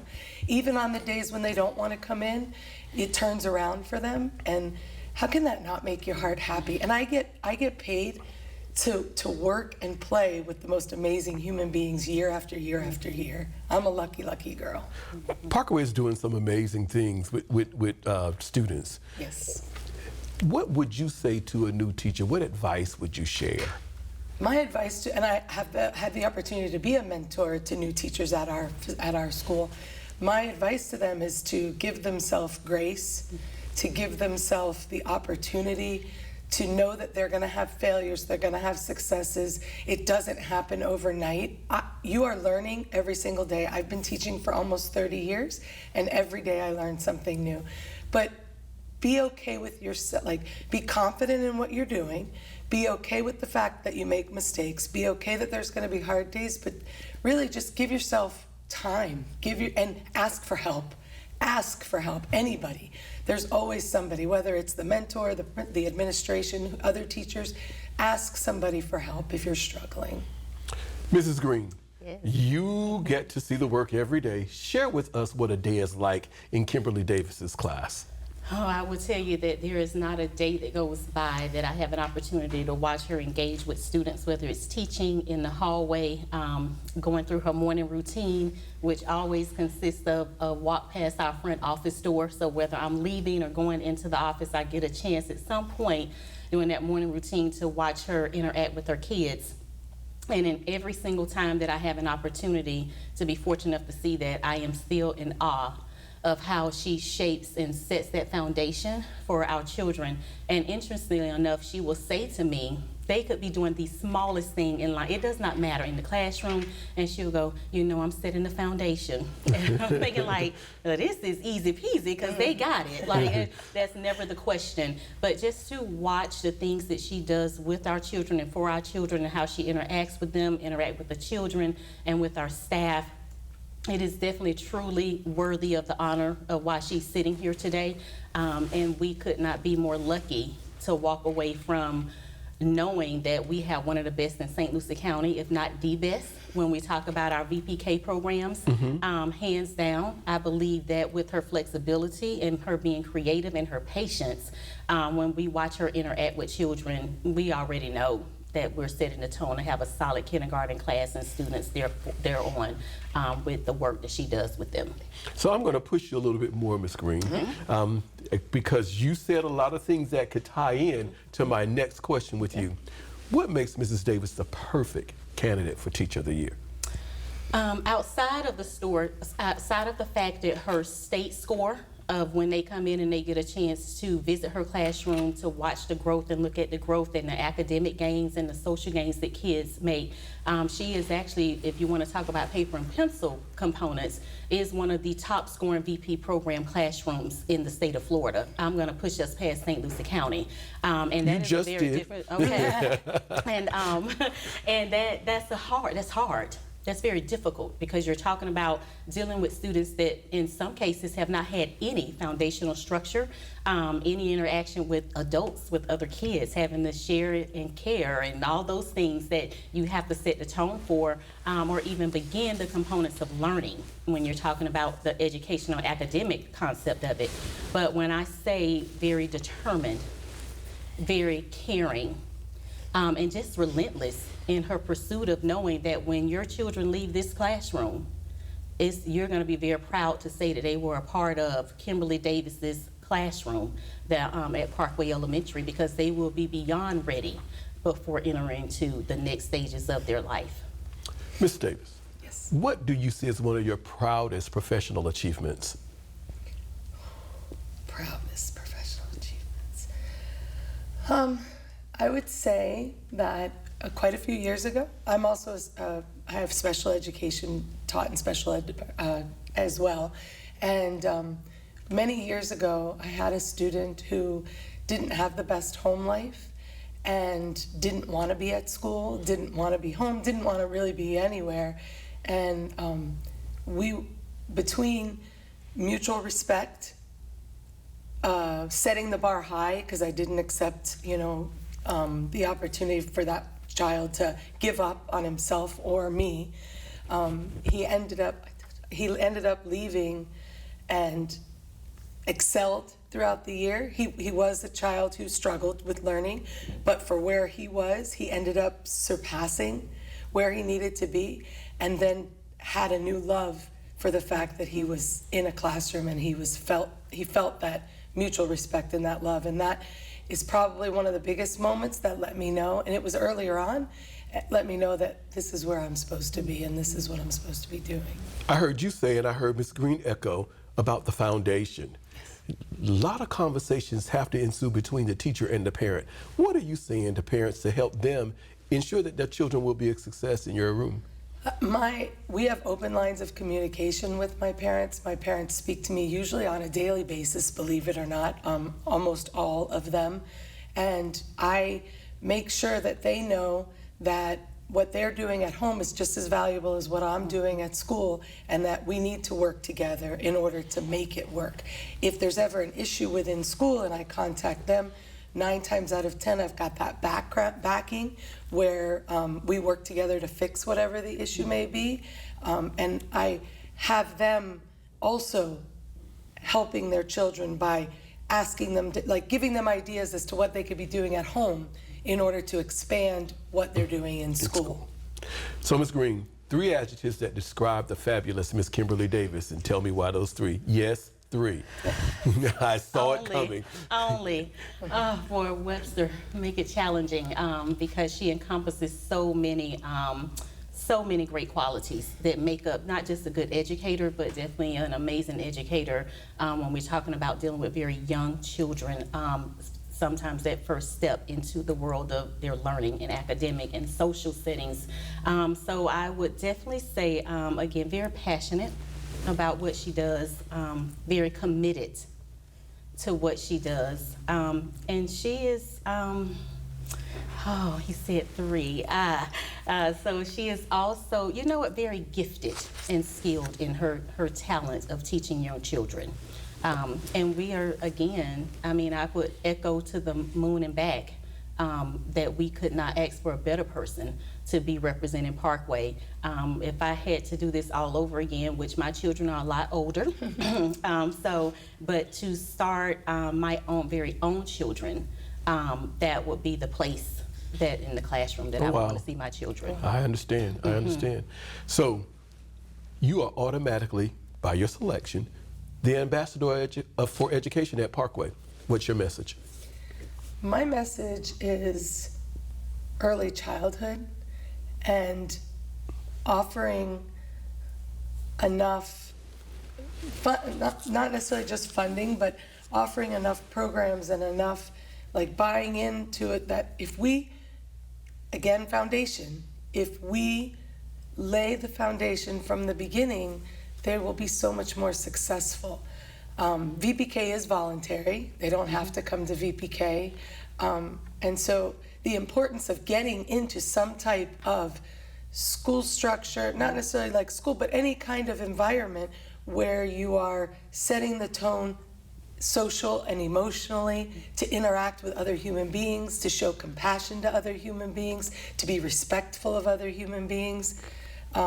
it would be that it starts in the very beginning. So we've talked a lot about the professional teacher, VPK superstar, Miss Kimberly Davis. Let's have some fun. Okay. Game of favorites. Okay. Let's game of favorites. Are we both doing it or No, just just me? you, just you. You're the ambassador for education, remember? Yes, sir. Favorite food? Favorite food, sushi. Favorite restaurant? Cheesecake Factory. Oh, wow. Favorite movie? Pretty Woman. Wow. Favorite sports team? The Dolphins. Oh, Although, fins up. college-wise, it would be the Seminoles. Okay, all right. Chop, Yes, right? yes. Favorite song? My favorite song, probably Lean On Me. Oh, love it, love it. One of my favorites as well. Yes. Okay, favorite quote? My favorite quote is actually, I hope I get it right, is Maya Angelou's, where people will forget what you said, they'll forget what you did, but they'll never forget the How way you you make make them feel. Yeah. And it's always important to me to make sure that people feel that I truly care and that I want nothing but the best for them, regardless of whether it's a student in my class, a parent, a peer. I want people to know that I'm there. We ask you to bring along a prop that describes you as an educator and your work, who you are. Share with us your prop. Okay, well, my prop is not all that exciting, but what my prop is a book of what, I have it upside down, is a book of what I've kept throughout the year of all of my letters from parents and cards from students and articles that have been written. And whenever I'm feeling like I can't go on, I have pictures from when I first started to remind me why I'm doing what I'm doing. Letters that parents have actually sent to people like in districts before or in other areas, just to tell me that they appreciate me. And so I keep this so that and I add to it, and then that way I have it if I'm ever feeling down or looking like I need. So that's my prop. You just gave me a major flashback to when I was a principal. Every year I would give my staff a folder that was said, "You're awesome." And I told them, when you get a letter from a parent or a note from me that's positive, stick it in there, because there's going to come a day when you're going to have to remind yourself just how awesome you are. 100%. Oh, And wow. honestly, what happened, like I collect them, and then at the end of the year, for whatever that year, then I add them to my portfolio. Awesome. And just hold on to And it. that's why you're laying foundations, and that's why you're the teacher of the year over at Parkway Elementary. Mrs. Green, Ms. Davis, thank you both for sharing with us. Thank you, Ms. And Green. congratulations on your selection. Thank you very much. Yes. My name is Anna Babcock. I am a teacher at Fairlawn Elementary, teaching K-5 gifted and high achieving. And this is my 16th year in St. Lucie Public Schools. I believe the most important aspect of my job is having the privilege to develop that next upcoming generation of students to be problem solvers and critical thinkers. Elementary is the foundation. Our students, sometimes this is their first experience in school. They are with us for several years compared to middle and high school. So it's the opportunity of planting that seed for the love of learning and just making them passionate about learning. I try to keep our students fully engaged, like giving them an environment that they take ownership in their learning. My favorite part of the day is when I get to teach math. I just get really excited about it. I love numbers. The most rewarding part of my job is observing my students when they have that moment of feeling successful. It's that moment where you can see it in their face. They light up, they're smiling ear to ear, and you just know in that moment they're feeling so good about themselves and proud of the accomplishment. I am Anna Babcock. I am St. Lucie Public Schools.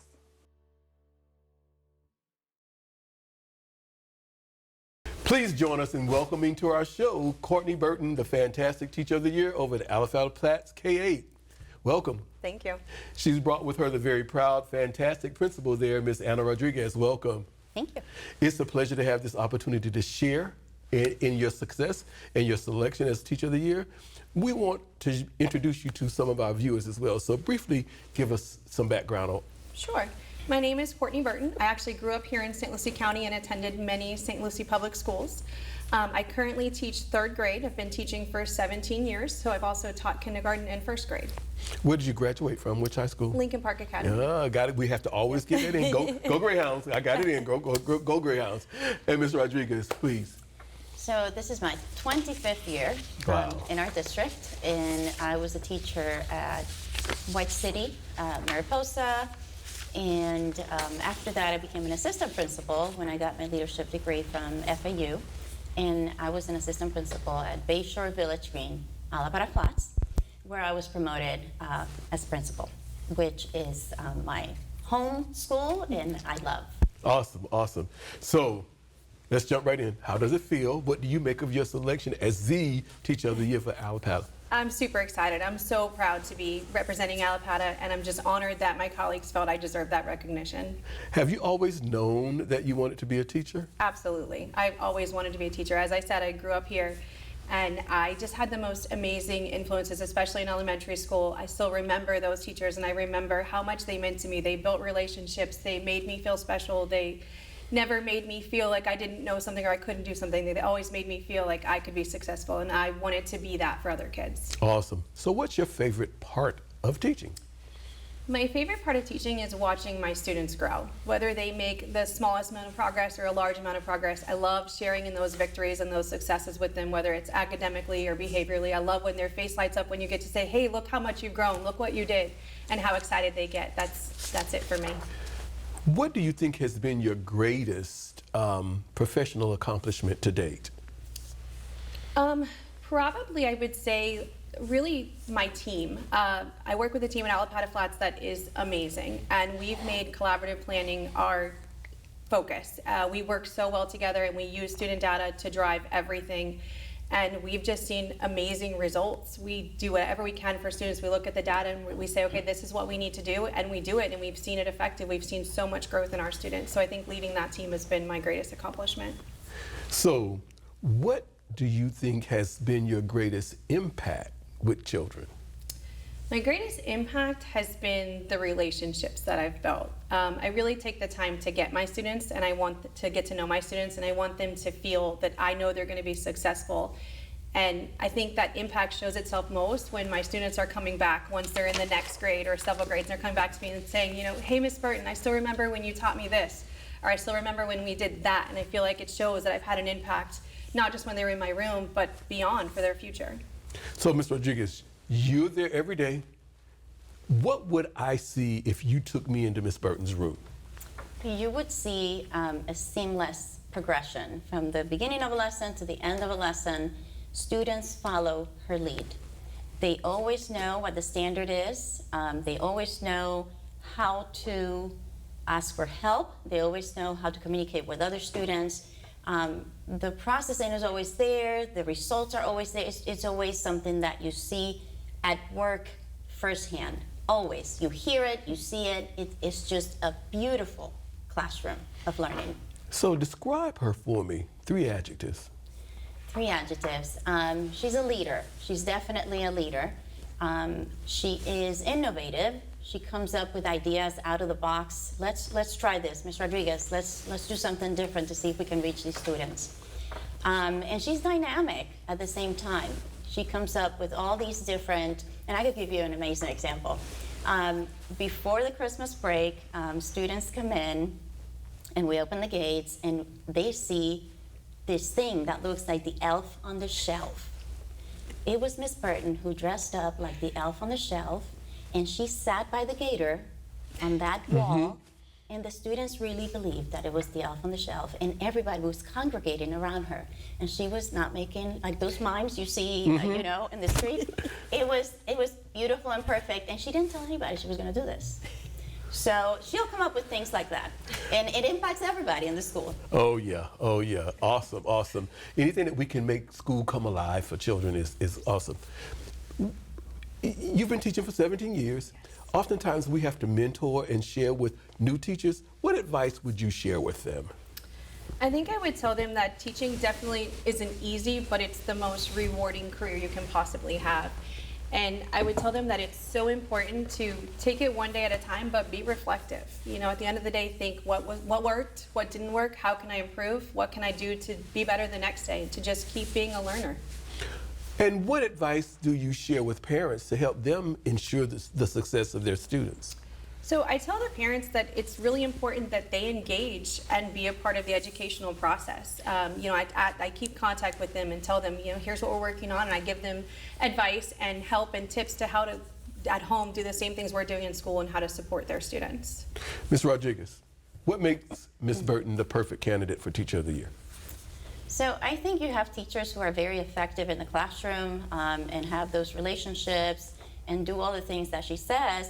But when that impact comes out of the classroom and starts to have a bigger influence, not just for those 20 students, but the entire team, the coaching, the interventionist, everybody starts working with her because she's such a great sample of what a teacher is.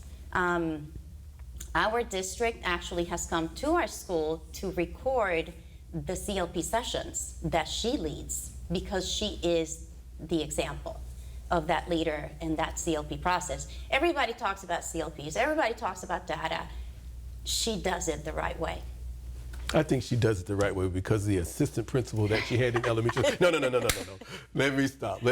So let's go. What would your message be to parents? What would your message be to parents, to community members about education? You're the ambassador of education for your school. So what's your message when you speak with them? I think my message would be that St. Lucie Public Schools is on the right track. We're doing the right things. We're working hard with students. We're using data. We're teaching to the benchmarks, and we're doing everything we can to help students succeed. And we're a great place to work. We're a great place to send your students, and we're on the right track. We're growing every day. When you think about your life as a teacher, is there a movie, a book, a TV show that, you know, that fits you? I don't know. That's a hard one. Off the top of my head, the first thing I think of is maybe Friends, because I really try to build a community in my classroom. You know, we're all friends. We talk about kindness and looking out for each other and just building those relationships and being friends with each other. One last question for you. What do you think is one of the most pressing issues in education today? I think one of the most pressing issues in education is really just making sure that the families are involved, having that homeschool connection, keeping the parents in, you know, getting them to come in for curriculum nights and giving them resources, and just keeping those lines of communication open so that we can develop the whole student. Ms. Rodriguez, is there anything else you want to add? Well, I just love Courtney. I think she's absolutely fabulous. I wish that every teacher in our school had her work ethic. So I think she would be an amazing representative for St. Lucie County. Last question. Tell us one thing that people would be surprised to know about the wonderful Courtney Burton. I am a big scuba diver. I dive all over the place. I've been to Galapagos. I've been diving in Mexico. That's my thing. I've dived with whale sharks and all of it.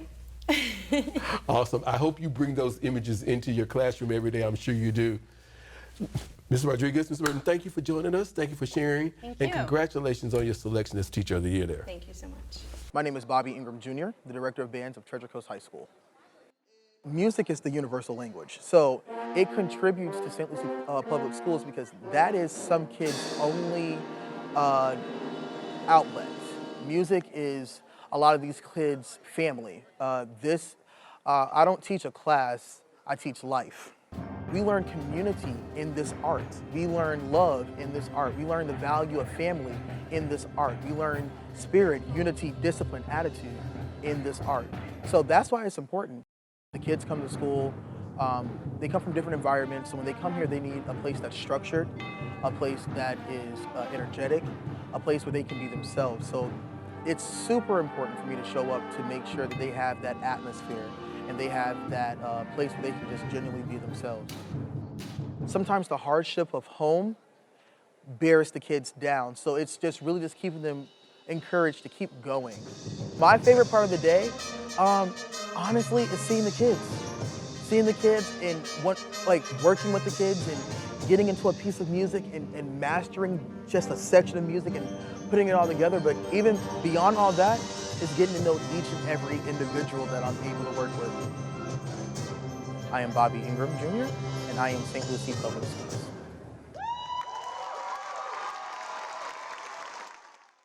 We're excited to welcome to our show at this time Miss Christina Panacion, who's the fantastic Teacher of the Year over at Morningside Elementary. Welcome. Hi, thank you. She's brought a friend of the show with her, Valerie Foreman, who is the proud principal at Morningside.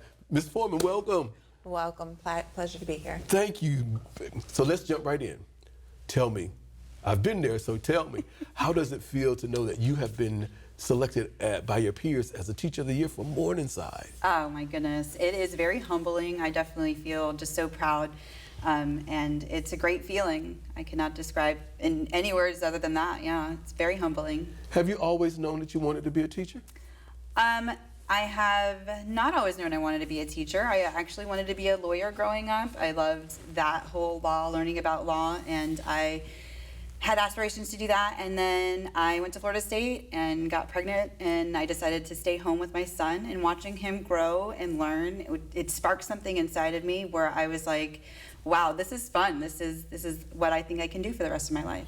So once you got into the classroom, you saw the magic happening. When did you fall in love with teaching?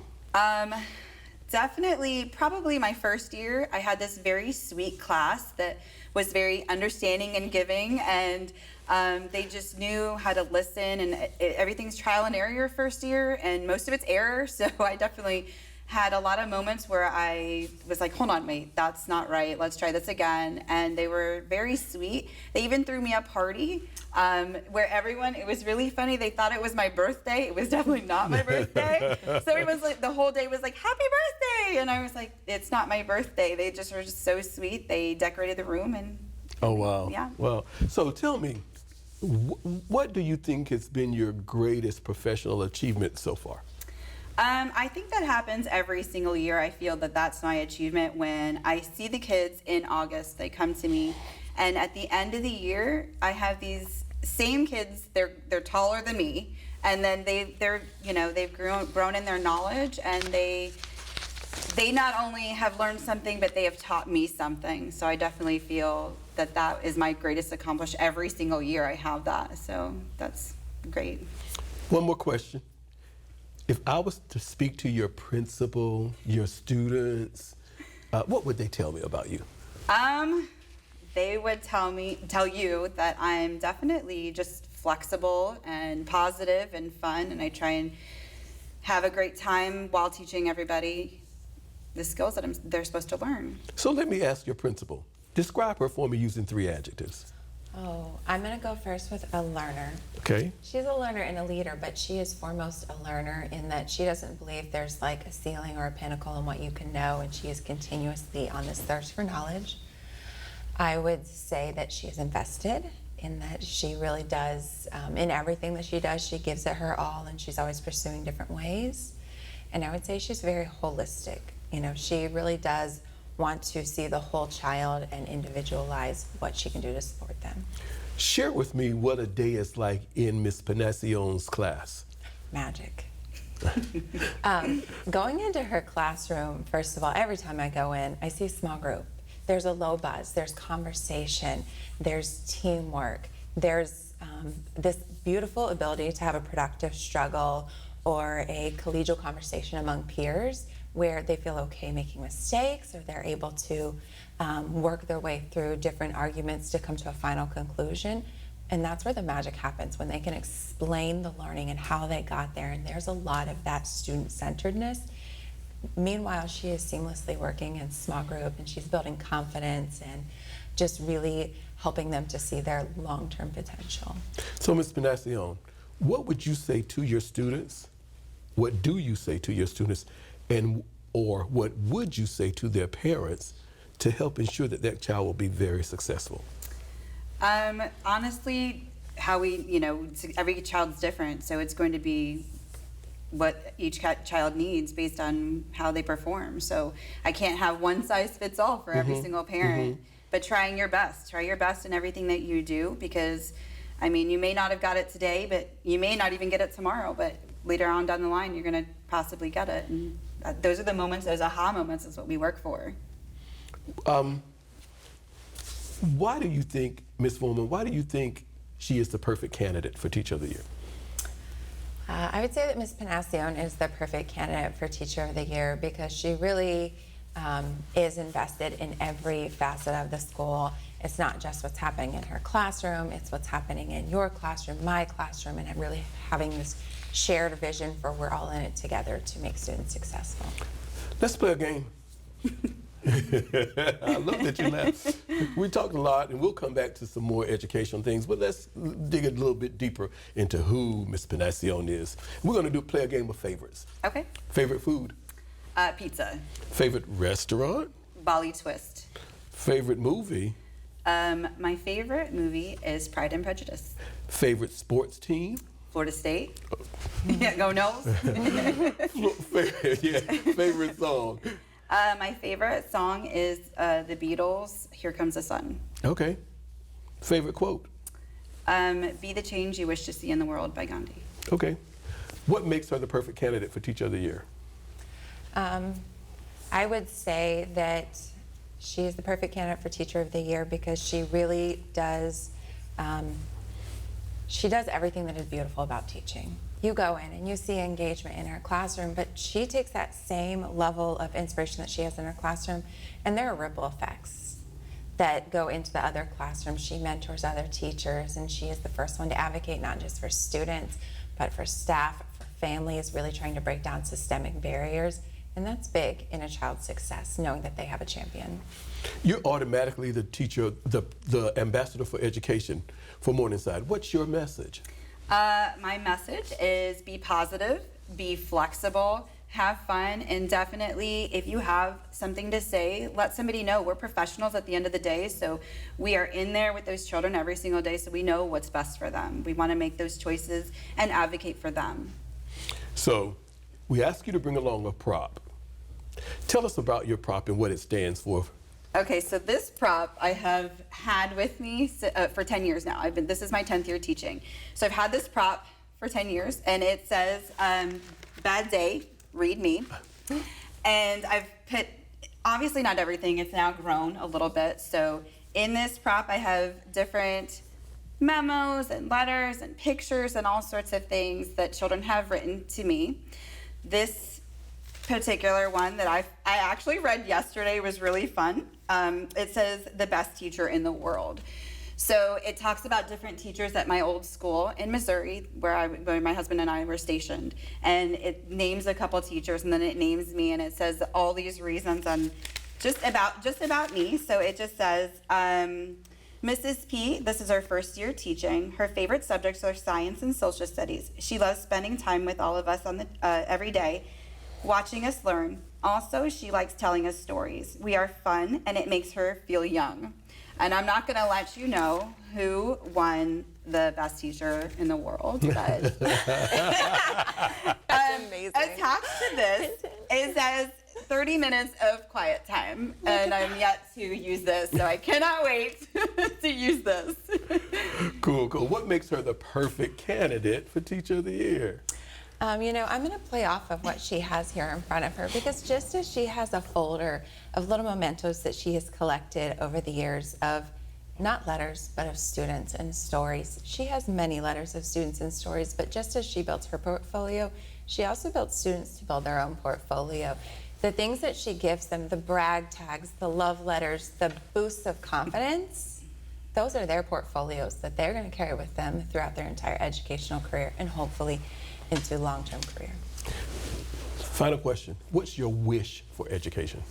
I wish that everyone sees how much every single teacher puts into every single day, and the love and support and time and the effort that we all want to help all children be successful.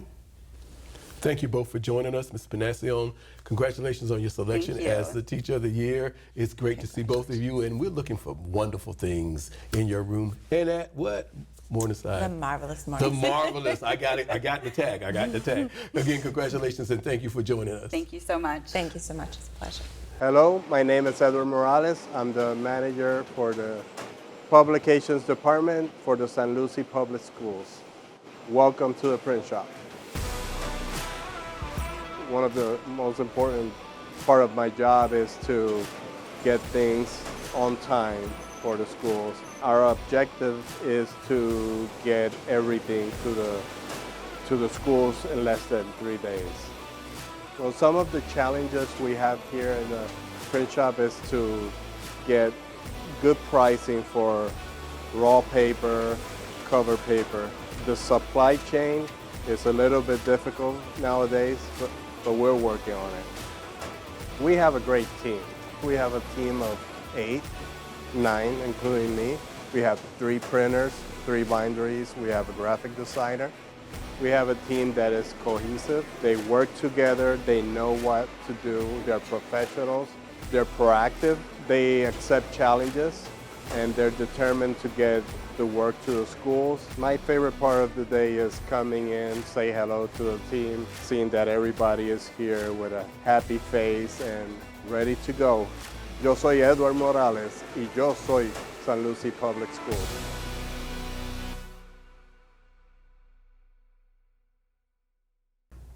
Wow, what an amazing and inspiring group of educators. We applaud these teachers who devote their professional lives to enriching the lives of St. Lucie Public School students. The Teacher of the Year Award is a call to service that comes with a responsibility and obligation to elevate students and the profession.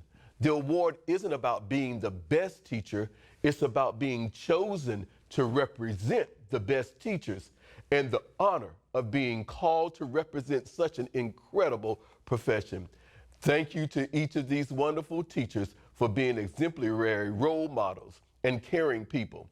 We thank them for sharing their knowledge and for showing acceptance, approval, and appreciation. Every day they make a difference and do that something that truly matters. Every day they leave an undeniable mark on the future. Congratulations to each of them.